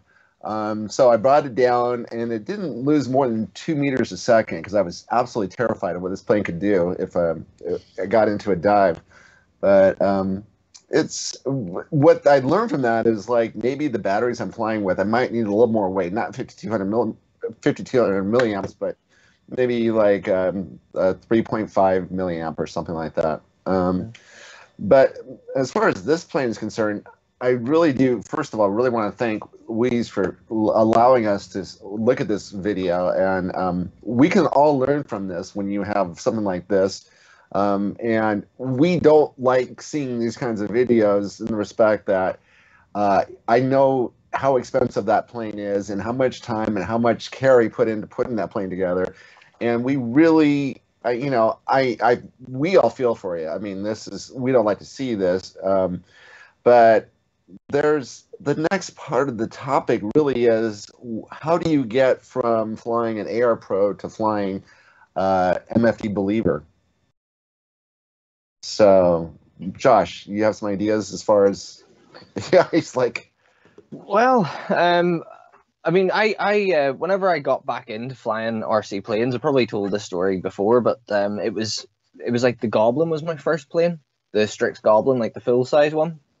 I think, oh no, sorry, I had a Nano Talon, and then I got Strix Goblin, and I think I had like a Ranger EX. So that was like all three planes on like the end of the spectrum there, you know. And I suppose for me, it's just have fun flying it, you know, like manually and in line of sight, and kind of like learn all that side of thing. And then when you're building planes, you just got to take a lot of care, I suppose, in doing it. But it's hard to say because like I think a lot of people enjoy the build. I mean, I enjoy the build quite a lot. Whenever I'm doing all these different planes, you know, and end up like not flying a lot of them for a little while. But it's just yeah, I don't want to like put people off from just going out and doing what they want to do build wise, but for sure I think, you know, you could definitely start off with stuff like the Bixler and other little fun planes just to learn the basics, and then kind of get into something that could be a little bit more complicated, but start simple. I think that's what I'm trying to say. I think part of this too is this is a platform plane. We started talking about platform planes. So the Bixler 2 is a platform plane because it's cheap and readily available. And then we also talked about the Mini Talon, which is also a platform plane because it's cheap and readily available. But, you know, these are planes that when you have crashes or things, you destroy a plane or break props or whatever you do, this is part of the whole experience. And you kind of want to do that on the cheaper, more readily available planes at first as you build up your skill base so that when you get to something that's really nice like this, you're ready for it and you have a lot of flight hours under your belt. And I'm thinking, like, to me, the Mini Talon, what do you think, might be a good mid-second, you know, before you get to the Believer, it might be a good plane for you to play with, you know, as a second, as a step towards a larger plane like this or a mini crosswind. Yeah, I think anyone in FPV should at least try a Mini Talon at some point. I think everyone would agree that's flown a Mini Talon. Like they don't fly that well, but it's just they're cheap, they're easy. You know, you can kind of do whatever you like with them. Really, it's just it's a blank sheet to start with. But and of course, if you do want to use them for long range, they're fantastic. You know, who has a lot of experience with this is Luke. Luke, what do you think? Yeah, I agree. No additional opinions on it, really. Yeah, okay. so I think the key is just don't go from an AR Pro to a 2 meter heavy long range plane. Just, you know, work your way up gently. You know. I mean, I actually did, but not really, because at least I have had some experience with the Talon GT, so I know a cruiser plane that has limits in speed. So I know what to look for. But yeah, it is a big step. Actually, it's really a big step. I mean, my biggest plane at the moment, yeah, is Talon GT and the Rafax from wingspan size, and then from 1 meter to 1 meter 90. And from 1.4, 1.6 kilogram to 3.2 or now 4 kilogram. It's a big jump, yeah. And as you have seen in my Clouds Maiden video, it scares the ass out of me. So what do you think? Is it easier? I mean, is it when you get to these larger planes, they fly different? I know that Luke has some experience with that, of the larger planes. Yeah, I have quite a bit of experience with larger planes. They definitely fly differently, but they don't necessarily have to. You can make a bigger plane fly like a small plane. It's more just, things get more serious. There are more things to worry about.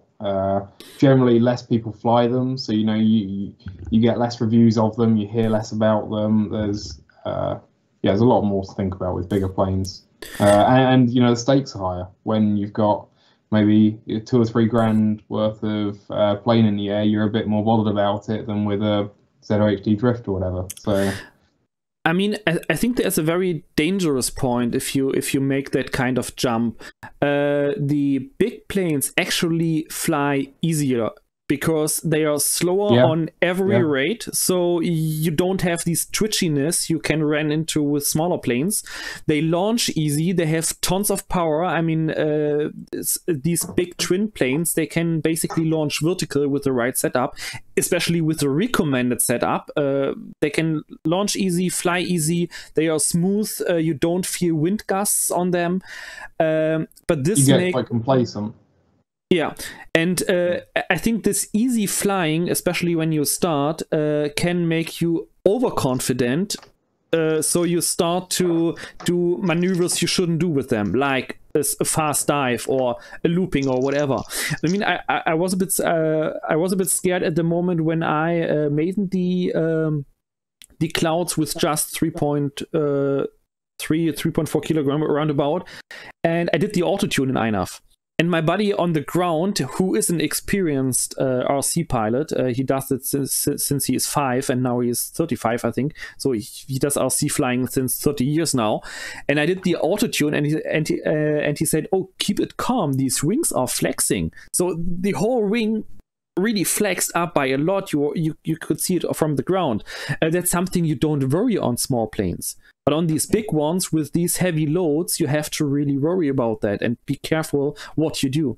And the same for big scale planes. I mean, there's a reason why people like MJ Key in the group, who puts INAV on RC jets with rear turbines in it, why he uses INAV with the G-force alarm in the OSD.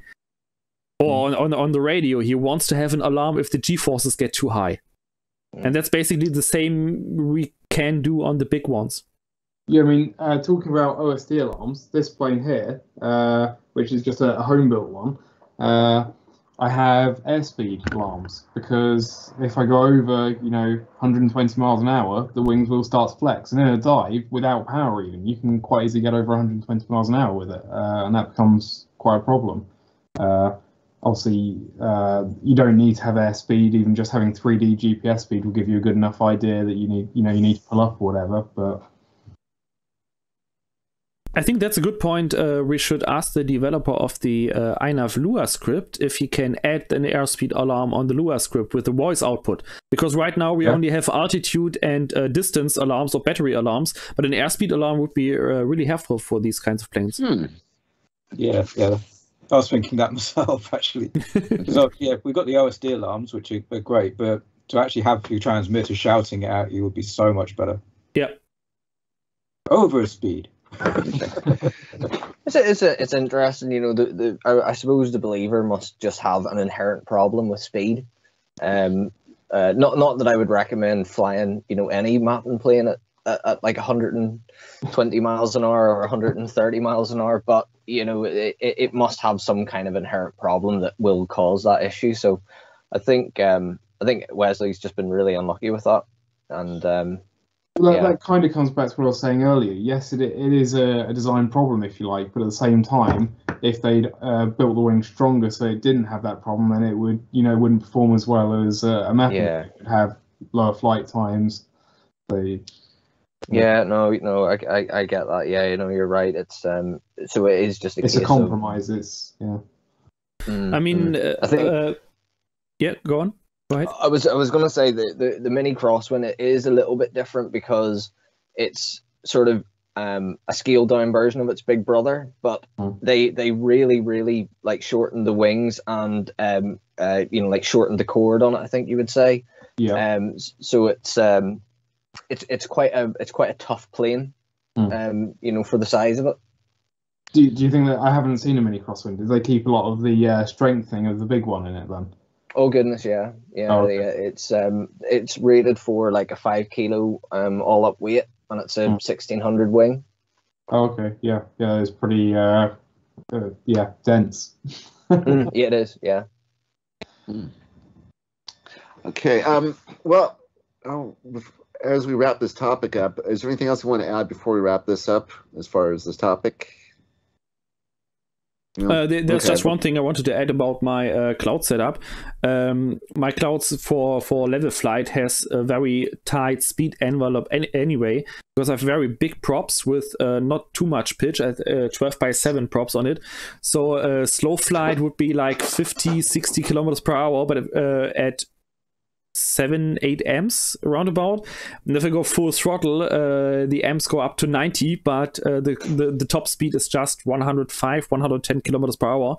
So, and I set that also for my limit when I go into a dive or in a descent. And I also limited the maximum nose down pitch angle it's allowed to use for navigation and for angle mode to a value where I never exceed like 90 kilometers per hour or so in a descent. So I don't allow INAV to go further down or go into a steeper descent. I just saw a message from Devorans saying about speed brakes, so you can do high-speed descents, and that is definitely something that's even used on full-size planes. And what I ended up doing with this was actually having reverse thrust. So if I want to go, straight down, if you're up 399 feet, you might want to come down quickly. Having reverse thrust and being able to keep it right on that 110 mile an hour, while in a descent is quite handy. But reverse thrust, does that actually work if you're already really fast? Because you have the motor, even with brakes on, somehow at a certain speed freewheeling, and then you have to counteract that and get the sync on the ESC. That works. Yeah, works completely fine. Okay. I actually have quite a few planes for 3D flying with reverse thrust, and you can be going full speed forward, bang in reverse, and start flying backwards. Okay, I wonder if that works with the 12-inch blades on my clouds, because that's a different story. Yeah, this is only 7-inch. Well, I have on the 12-inch blade. Oh, so if you see that one there. Oh, can't. Yeah, the 3D plane, the red and black one up there. That's a 12x6 prop, and that has reverse thrust, and I don't have any problems with it. So, well. Okay, not bad. I feel like there's going to be a spate of my props just smashed up because I give it full reverse thrust at 100 mile an hour, and it's and they bent into the wing. Oh wow, that would be funny. So, Mark, can you do me a favor and put up that photo I asked you to share earlier from your outing yesterday? What do you mean? It was the GPS photo. Oh, yeah, just from the track I flew. Yeah, let me get that up. 1 second. Okay, so this is yesterday. Mark did. He was trying to do an endurance test on, which was the Talon 250G you used. Yes, with the Talon 250. Okay, what he was trying to do is he's trying to keep the plane up for the longest period of time of the sub 250G. So I'll let you explain this photo, what we're looking at, as soon as it comes up. Just give me 1 minute. I'm not opening the photo, but the actual Google Earth view. Just 1 second. Okay, so yeah, we're going to look at the GPS coordinates of his flight from yesterday, and I just wanted, this was a point that Josh brought up when we were talking about him coming on this week, was I'm not gonna bury the lead. This is a plane that was just had the default PIDs and an auto tune. So here we go, Google Earth Pro, and then I get switch over. Here we go. Wow, look at this. So yeah, this is. Oh, I hope that works. I hope the stream is working. I have a little bit of performance issues at the moment. So yeah, this is basically the test pattern flight I just did yesterday with the Talon 250G, where I made the 67 kilometers with a sub 250 gram plane. And yeah, the Talon 250 in my case just has INAV 4.0. Nearly everything is default, so the navigation pits, the altitude pits, everything is on default. And it just has an auto tune. So auto tune, pitch to throttle ratio, and cruise throttle is everything I have set up on this one. And you can see it makes a very, very nice hexagon shape between the waypoints without any problem. So yeah, for this impressive small plane, that's not too bad. And you see the lines on the ground, how well tracked. So the lines on the ground, or you try them at 2 different altitudes, or that's just the tracking on the ground? No, these are measuring points. That's a pretty nice tool from Jonathan Hudson, where you can use OpenTX log or INAV logs and plot them in Google Earth with different marker points, and you can, for any point you want, you can see the telemetry data here in the table. Okay. At this moment of flight, and you can even, and that's also very cool, I didn't saw that before, enable the RSSI, so you see the RSSI on any position of the flight, and also here you can click on and see the telemetry. And this is just the track over ground, basically projected down to the ground. Okay. So basically what you're looking at here is, I mean, we've had people in the past in the group, sign up, or they like ask for PIDs. Can I get PIDs from somebody? And so what you end up with is you get a PID for a different plane from somebody that worked really great on their plane, but it doesn't really work so well on your plane. And I don't know if that's something that quad guys do quite a bit, but we had a problem with people asking for PIDs like about a year ago. But now you can see this is default on INAV 4.0, and it is, basically all Mark did is take this plane out and he gave it a 10-minute flight, and he did the rolls and loops and with an auto tune in acro mode, and he was good to go. And so that was something that Josh was bringing up earlier, which is like, you don't need to have 5 batteries to tune your plane anymore. Oh yeah, I mean, we all remember, the porpoising, or what is it, porpoising or dolphin, we were calling it, with the mini crosswind, and that was a total headache. So and it was like you're landing it and you're changing things, and you end up going down that road of like changing way too many things at once because you're trying to make it worthwhile for a flight. And yeah, I mean, see, since like 3.02 or whenever whenever the auto level came out, that just solves like every issue. So you realize that actually it's not really a PID problem, it's just that the board alignment isn't right. But I know that is a simple thing to fix, but I think the beauty of the auto level is that you can tune it for whatever speed that you want to cruise at. And yeah, okay, if you basically tune it for a really really slow cruise, yeah, it might start oscillating a little bit at high speed, but then you can just retune it to oscillate or to level the board whenever you're doing a high speed pass. It's brilliant, really, really brilliant. And yeah, that's what I was saying to Steve. It's just takes so much effort out of having to go through all of that, and like making these multiple landings, risking your airframe, with bad tunes and those types of things. So yeah.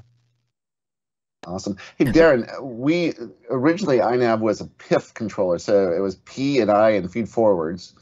And this was like the first time in INAV 4.0 that it was a PID controller, P, I, and D. They put the D values in instead of being 0. That was with 3.0. 3.0? 3.0, the D value was added, but it was not auto-tuned, and it was by default it was 0.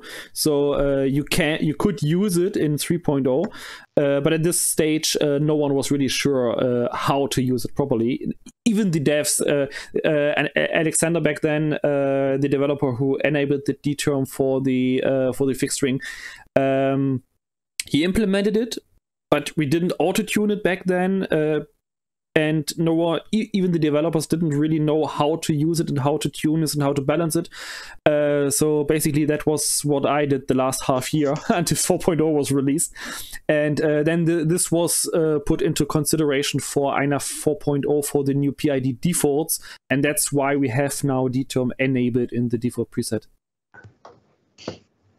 Awesome. You know, Mark, this is fantastic. I mean, obviously this is working extremely well, so thank you for your hard work on that. I mean, just one addition about the flight. Of course, this flight with the plot and the nice hexagonal shape, it was made in perfect conditions. So there was barely any wind, maybe 5 kilometers per hour at max or so. And if you have wind, INAV still cannot compete with the way autopilot flies if you make waypoint missions.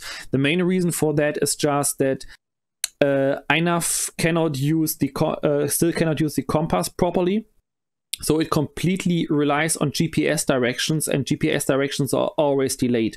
So if INAV makes a turn and then the wind comes from the side, the plane has to move a little bit and has to be pushed away by the wind. So INAV recognizes, okay, I am off course now, I have to turn back to get back to course and fight the wind.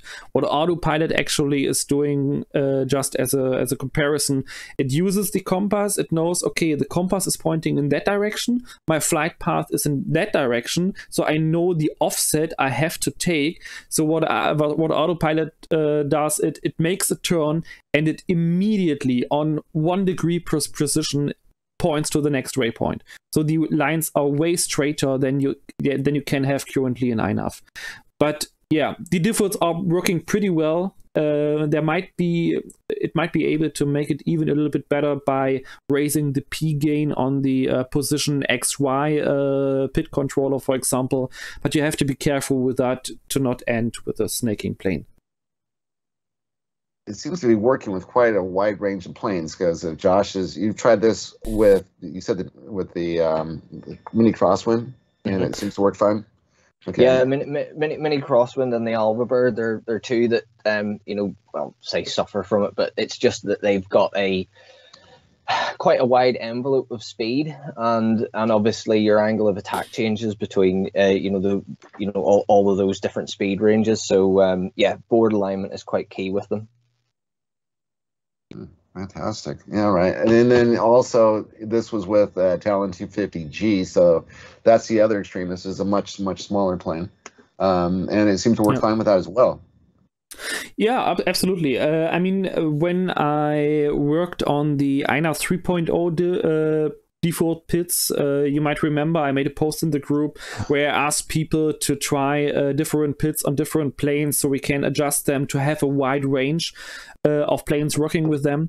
And for 4.0, and after I learned how the relationship between P and D and also the I term is, I figured out just better values as a starting point that are the defaults are therefore a pretty conservative tune, so they are not aggressive. And this way, if you don't have really massive throws on your control surfaces, like they go up to 80 degrees angles or so, you should be fine on any plane, no matter if it's a small 500, 600 millimeter plane or even the even big 2-meter gliders. There's one guy in the group who tried the default pits on an Ranger 2400. He also just auto-tuned it. The plane is perfectly locked in and flying smooth. So the defaults are pretty good. The only reason to change the PI and D values on roll and pitch are just for personal feel. If you want to have a more locked in, a more stiff feel of your plane, or you fly in very gusty and windy conditions and you want more compensation, then you can change the pits, you can raise the tune, but the defaults are basically working on any plane right now.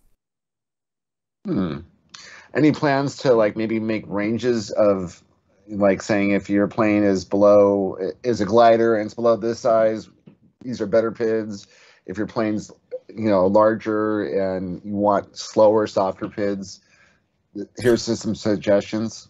Not really, actually. I mean, the only thing I would do for a real glider that is made for thermal gliding, disable the iTerm completely. Or set it down to 1 so the automatic trim at least works. Because on a glider, I learned that from Henrik, you want to feel when you hit the thermal. So if you touch a thermal, the plane will roll to one side, and then you have to counteract that, and you don't want the PID controller to compensate for that. So you want to feel this roll movement. I really think though, if you're doing thermaling with a glider, the best way is just go to manual. Exactly.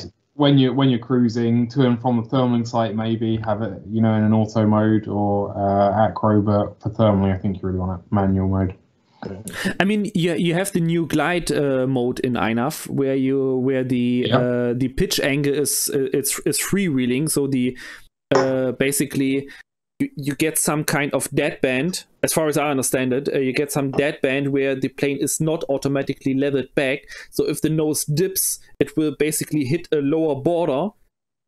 The angle mode will just keep it from completely tipping down, but you can freewheeling like an acro mode in this area. I think that should work pretty good with the glider, but then you really should disable the integral, or at least lower it down. I think on the glider, as you have motor where you have to compensate for torque, you don't need the iTerm anymore as soon as the plane is trimmed.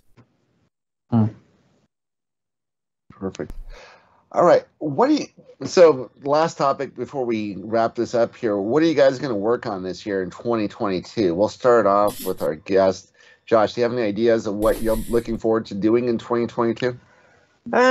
So I'm probably going to build up a crosswind, not the mini crosswind. So I've got the bigger crosswind to build up. Unfortunately, it's a slightly older generation of plane, so it doesn't have the nice removable tails and those types of things. So I'm probably going to spend a little bit of time converting it to be a bit more like the mini crosswind and just make some like printed parts so I can make the tail the same. Probably fly the Drax a bit at some point, and yeah, just I'll have a bit of fun with it. Really, I would still like to get these the speed plane like kind of done and dusted and out of the way. Say the last time that I flew it, I realized one of the problems that I had with it, and it was just having the ailerons were just a little bit too tight, and there was a little bit too much like Gorilla Tape like packed up in underneath the hinge, so it just meant that I wasn't getting full deflection when I thought I was. So it's just simple things like that, but yeah, hopefully get those wrapped up out of the way. But yeah, I think flying the crosswind is going to be good fun, and yeah, just sort of enjoying the quiet flights, I think. Darren, what do you think? What are you going to do this year? Finish off some stuff that I've been meaning to for a while. I think that's got to be sort of top priority. But yeah, I just want to fly more than I did last year. I mean, I didn't fly anywhere near as much as I wanted to last year, so I think flying more this year, getting some of my bigger petrol planes up, I want to do that from a personal point of view. So I've got 2 30cc petrol planes. I want to get at least one of those up in the air. But yeah, just carry on having fun. Luke, we're going to call you and want to hide the girlfriend really quick. So, okay. Okay. What's up? What are you looking forward to doing this year? I really want to get some more easy FPV planes. At the moment, I tend to only have, apart from the mini AR wing, that's my one kind of easy INAV FPV plane. Everything else is either fast or very complex, or requires lots of equipment to bring to the field. So it means I end up flying lots of line of sight stuff, which I have loads of easy line of sight planes. I want a few nice, easy FPV planes. All I have to bring is transmitter, goggles, and the plane. Awesome. What kind of planes are you looking forward to building then? What's easy? As I said about earlier, the He-Wing T1 Ranger. I think That's the name of it. Yeah. That I'm looking at getting. I think that's good. Kind of similar kind of thing to the mini AR wing. I want to build a 1.5 meter DLG into an FPV plane, maybe with a 2-cell lithium ion. That'll be a really nice cruiser. I love that you think that's not complex. That's like I just that's want to know easy. if you're going to fit everything in that. Well, you guys probably saw I was messing around with this while we've been doing this, and this is one of my old DLGs. I'm just looking at it, and I can fit a 2-cell lithium ion in it, 18650 pack, with an F411 wing. So maybe just about. Do I get it? Might be some fun. Do you get it below 250 gram, then you can attend our challenge, but I think that has a good chance then. if this fits under 250 grams, which it could plausibly, I think you'd be looking at probably doubling your furthest flight times. Mark, what are you looking forward to in 2022? Yeah, I have no big plans right now. I mean, I want to continue with my clouds project. There is some work to do. Finally getting HD0 running in the Rafax, and yeah, then we'll see. I still have my plans for the micro VTOL project that's still not touched since nearly a year now, and something that came up today just spontaneously. Maybe I will visit Pavel in Poland to fly together somewhere in summer, maybe. Oh, that'd be awesome. Yeah, I hope that works. And by the way, /7FPV wrote in the chat.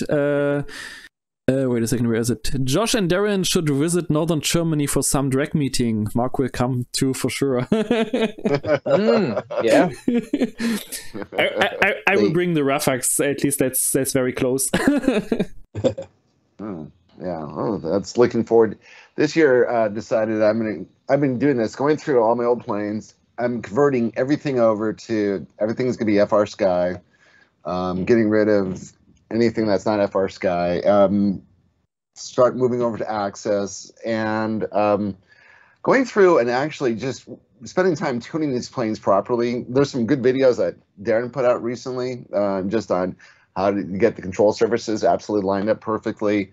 Lots of great tools. So there's a lot of things that I acquired over the last couple of years that I've been constantly in building new plane mode. So it's just going to be more about getting things flying right and not really building so many new planes this year. So I think that's it. Anything else you want to add before we call this a show?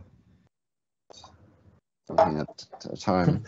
I was just thinking about my my incident today. Whenever when I say to keep things simple, I really mean it. Like, but I had basically mixed up a switch on like a little mixing thing that I'd done, and all it was is whenever you want to like climb or go down, I changed the elevator onto a knob. And I've been messing about with it on the bench, and that'll work. But then forgot to add it as an addition rather than an absolute replacement. But anyway, so flying a plane out, 8 metric units, I'll say I was away, and then all of a sudden I didn't have any elevator authority, and then just I thought, right, into manual, there's something wrong. And then I turned the plane round and basically flew at 7.5 metric units back with no elevator. So the only way to do that was to obviously just use a little bit of throttle to kind of regulate how high you were flying, and go a little bit faster and it'll pitch up type of thing. And then just as I got back, the guys were like, "Oh, we can't see the plane." So I turned the landing lights on, and then that changed the mix and made the elevator come back onto the stick. So stupid.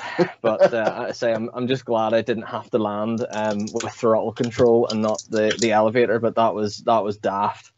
But yeah, it's been a little while since I flew the mini crosswind in that mode, and I just completely forgot about that. I'm so glad you brought that up, because I go to the flying field every Sunday, and we have one guy who's a really famous vlogger who shows up there all the time, and he buys new planes, builds them, and these are like, some of these are huge planes, like the Draco, and he crashes quite a bit, and I'm just kind of like, if this is a hobby that if you're not afraid to crash a plane, this is not the right hobby for you. It's just pretty much it. Well, the one thing he told me was the Draco. He took it, he flew it a few times, said, I'm not really super impressed with this plane. I might get rid of it. He crashed it, rebuilt it, and then he sat down and tried to figure out, how do you fly this plane? And there's something that I'm not getting. And he went through it over and over again and finally figured out how to get it to fly right. He had to change a few things around. And he's like, now it's one of my favorite planes. I'm never getting rid of this plane. So it's kind of like you have to learn your planes. And, that's pretty much, that's what we're about, is kind of like, as you move up in this hobby, it's, mistakes happen. That's a human mistake that you made. It's just something you overlooked. Yeah, I mean, like I think we've all been down that road where we've had the ailerons reversed or something like that there, and but yeah, just like, I mean, if I had to put it back into cruise mode, I would have went, oh no, hang on, the flight controller is leveling it. There's obviously something else wrong, but yeah, it's just completely daft. But I mean, like you say about I think it's Jeff, isn't it, your friend that has the Draco, and getting it flying right. I mean, I absolutely love flying my Cub, and like that was a bit of a learning curve to get used to, and then of course once I did get used to it, then I put a flight controller in it, and I've just got like a little bit of, just basically use it as a gyro, and it's got return to home if I do lose orientation a little bit too far out. But right. It doesn't have FPV on it, and I don't intend on putting it back on. But yeah, that's another plane that I will really enjoy flying this year for sure. Yeah, and that's actually a good point. I mean, there's a number of planes that I like flying line of sight, but I'm thinking about throwing flight controllers in them just for that point where, when I'm at the field, I'm watching the guys fly the Spectrum and they're crashing them all the time. And like, man, I bet if you had like 1 second worth of fail-safe, you probably wouldn't have crashed that plane, 100%. Yeah, and so this is it's absolutely something. And actually now you can kind of tune these things very easy, even without an OSD. You can tune them with INAV 4.0, and it'll be great. So, are you going to put more flight controllers in your other planes that are line of sight? Oh, sure. I mean, any plane that I've kind of flown line of sight will probably get a flight controller at some point. Whether it's like Cubs or just like Bixlers, whatever it happens to be. But yeah, I mean, I know with the whole line of sight following, there's a real it's a real stigma against even just putting gyros into planes, and yeah, I think the way INAV is now, it's made it so simple to kind of like get everything up and running in pretty much one battery. Right. I think a lot of people could get onto that type of thing and have fun with it. Even just those like new Maytech receiver boards that are, is it receiver board? It's like a breakout board, that does a little bit of telemetry and those types of things. Even something like that with like a gyro incorporated into it would be quite fun as well. But yeah. What do you want about with that? I haven't heard of those, or I haven't seen those Maytech. Oh, have you not seen it? Oh, so cool. So it's like a little like Maytech board, and it's got like I think it speaks Crossfire, so. Okay. It does like a little servo breakout, but it's also got a current sensor on it. So yeah, something really nice for putting in a plane. But if they had put a gyro and stuff on it, you could have like a really, like a proper INAV light type setup going on. Yeah, that would be pretty fun. That's probably a good thing for people out there who kind of like what to look forward to this year, especially if you can't get any foam. Learn how to fly in line of sight, especially if you can get your hands on something like the Bixler is always available. And those are build them really light. They fly very slow. You're going to need that. You can learn on a computer as well, but it's a skill because you kind of need to know. That was the other point I was going to bring up, which was we did have Ark's Angel on here. About a year ago, we had him on, and it was the time when Mark was testing autopilot, and we wanted somebody who was an expert in autopilot on here. And the one thing he said, and he made it very clear, was You know, man, sometimes you're out there flying around and all of a sudden fecal matter happens and you have to take control of the plane and put it in manual and bring it back to you. And even with autopilot, you have that problem. So it's not just an INAV thing. Mm. Yeah. So yeah, I think there must be something in the I was going to say the Autopilot GUI, but there must be something in the mission planner that says if you ever see someone that's using INAV, make sure you tell them that they should be using Autopilot. But I mean, I tell you what, it's got to be one of the most boring things that people say, because I think there's horses for courses, and if you just want something to pick up and kind of like tune easy and take that stepping stone from beta flight to INAV, it's perfect. I have a theory about that, actually. Oh. I think you get people coming from quads who are flying with beta flight for years, and they're like, yeah, I know how to do everything on INAV. So they don't read the manuals, don't follow advice, build the plane, crash it, think, this is shit, put Autopilot on. Because they don't know it, they have to read everything and get it flying. I think that could be where a lot of it comes from. Yeah. I think that thing with the manual and the statement that you have to tell anyone must also be in the Express LRS guides, but that's the only part people read. Yeah. I mean, okay, we're getting red now in the chat. Yeah, probably. I mean, our Autopilot, it's got to be great for waypoint missions, but I mean, is there anything like? I think INAV does a lot of stuff better. So it's horses for courses. Yeah, it's kind of what you're into. If you're into Autopilot, hey, more power to you. It's free also, so why don't you go fly that stuff?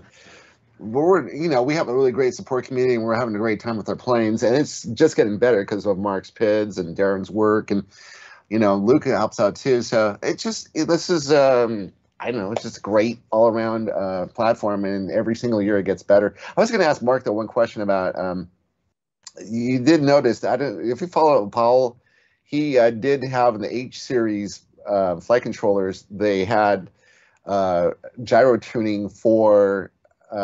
It was gyro filtering for H series. It was really for quads, as he wanted people to test it. Have you got any feedback on that yet? You mean when he used the secondary gyro for better data calculation and fixed horizon drift? I think you mean that. Right. He's using more of the clock cycles. He figured out that the H743 has so much overhead as far as clock cycles that they can use some of that overhead to do these advanced calculations. Okay, I've not looked into that. I don't know what the results are. That was theory at the minute. It's just something that can happen in the future. Yeah. So that might be something we can look forward to in the future. I was wondering about that because it seems like that's the start. Usually when he's thinking about these kind of things, they show up like a year later. So, right now you're looking at flight controllers, H765. I think, I know, Mark, we've discussed this before. You'd still like the F405 flight controllers because for bang for buck. Yeah, I still like them. So I have a WSE version in the Alpha Strike currently, and I would still buy them. But at the moment, I have no plans to buy any flight controller because the prices are just ridiculous. I mean, even an F411 WSE, I paid a year ago 35 euros on Amazon from an UK retailer, and now they cost 50 euros or even more from China. It's ridiculous. So, Josh, when you get a new flight controller, what would you put in? We asked last week, and you weren't here. Where are they? Oh yeah. It was my birthday the other day, and happy birthday! And thank you. And Maria bought me two F765 WSEs, so that will be the flight controller I use next. And to be honest, main reason is because I got the old I've got Dragon Link, and they're a little bit quieter on 433 sort of noise floor than the old 765 wing. But other than that, as Mark said, I've got no plans to sort of buy too many flight controllers because they are darned expensive at the moment. Yeah, they had. Kept my eyes on the Omnibus. They used to be about $15 for an Omnibus F4 V3. Now, if you can find one, they're $50. I'd rather get the F411 over an omnibus, I think. Oh yeah, yeah. Hey, stop Fa- bad mouthing the F4 on one wing. Yeah, finally a reason for Steve to get proper flight controllers. Yeah. they're wonderful flight control. They actually work okay. But yeah, that's the other thing is no longer buying cheap flight controllers. So, but yeah, there's this could be a great year for flying. Hopefully, we get more inventory and all this stuff, and the prices come back down so it's affordable once again. But everybody, thank you for joining us today. I really appreciate it. We're gonna say goodbye now, and Bye. catch you next time. Cheers, guys. Bye. Yeah. Oh.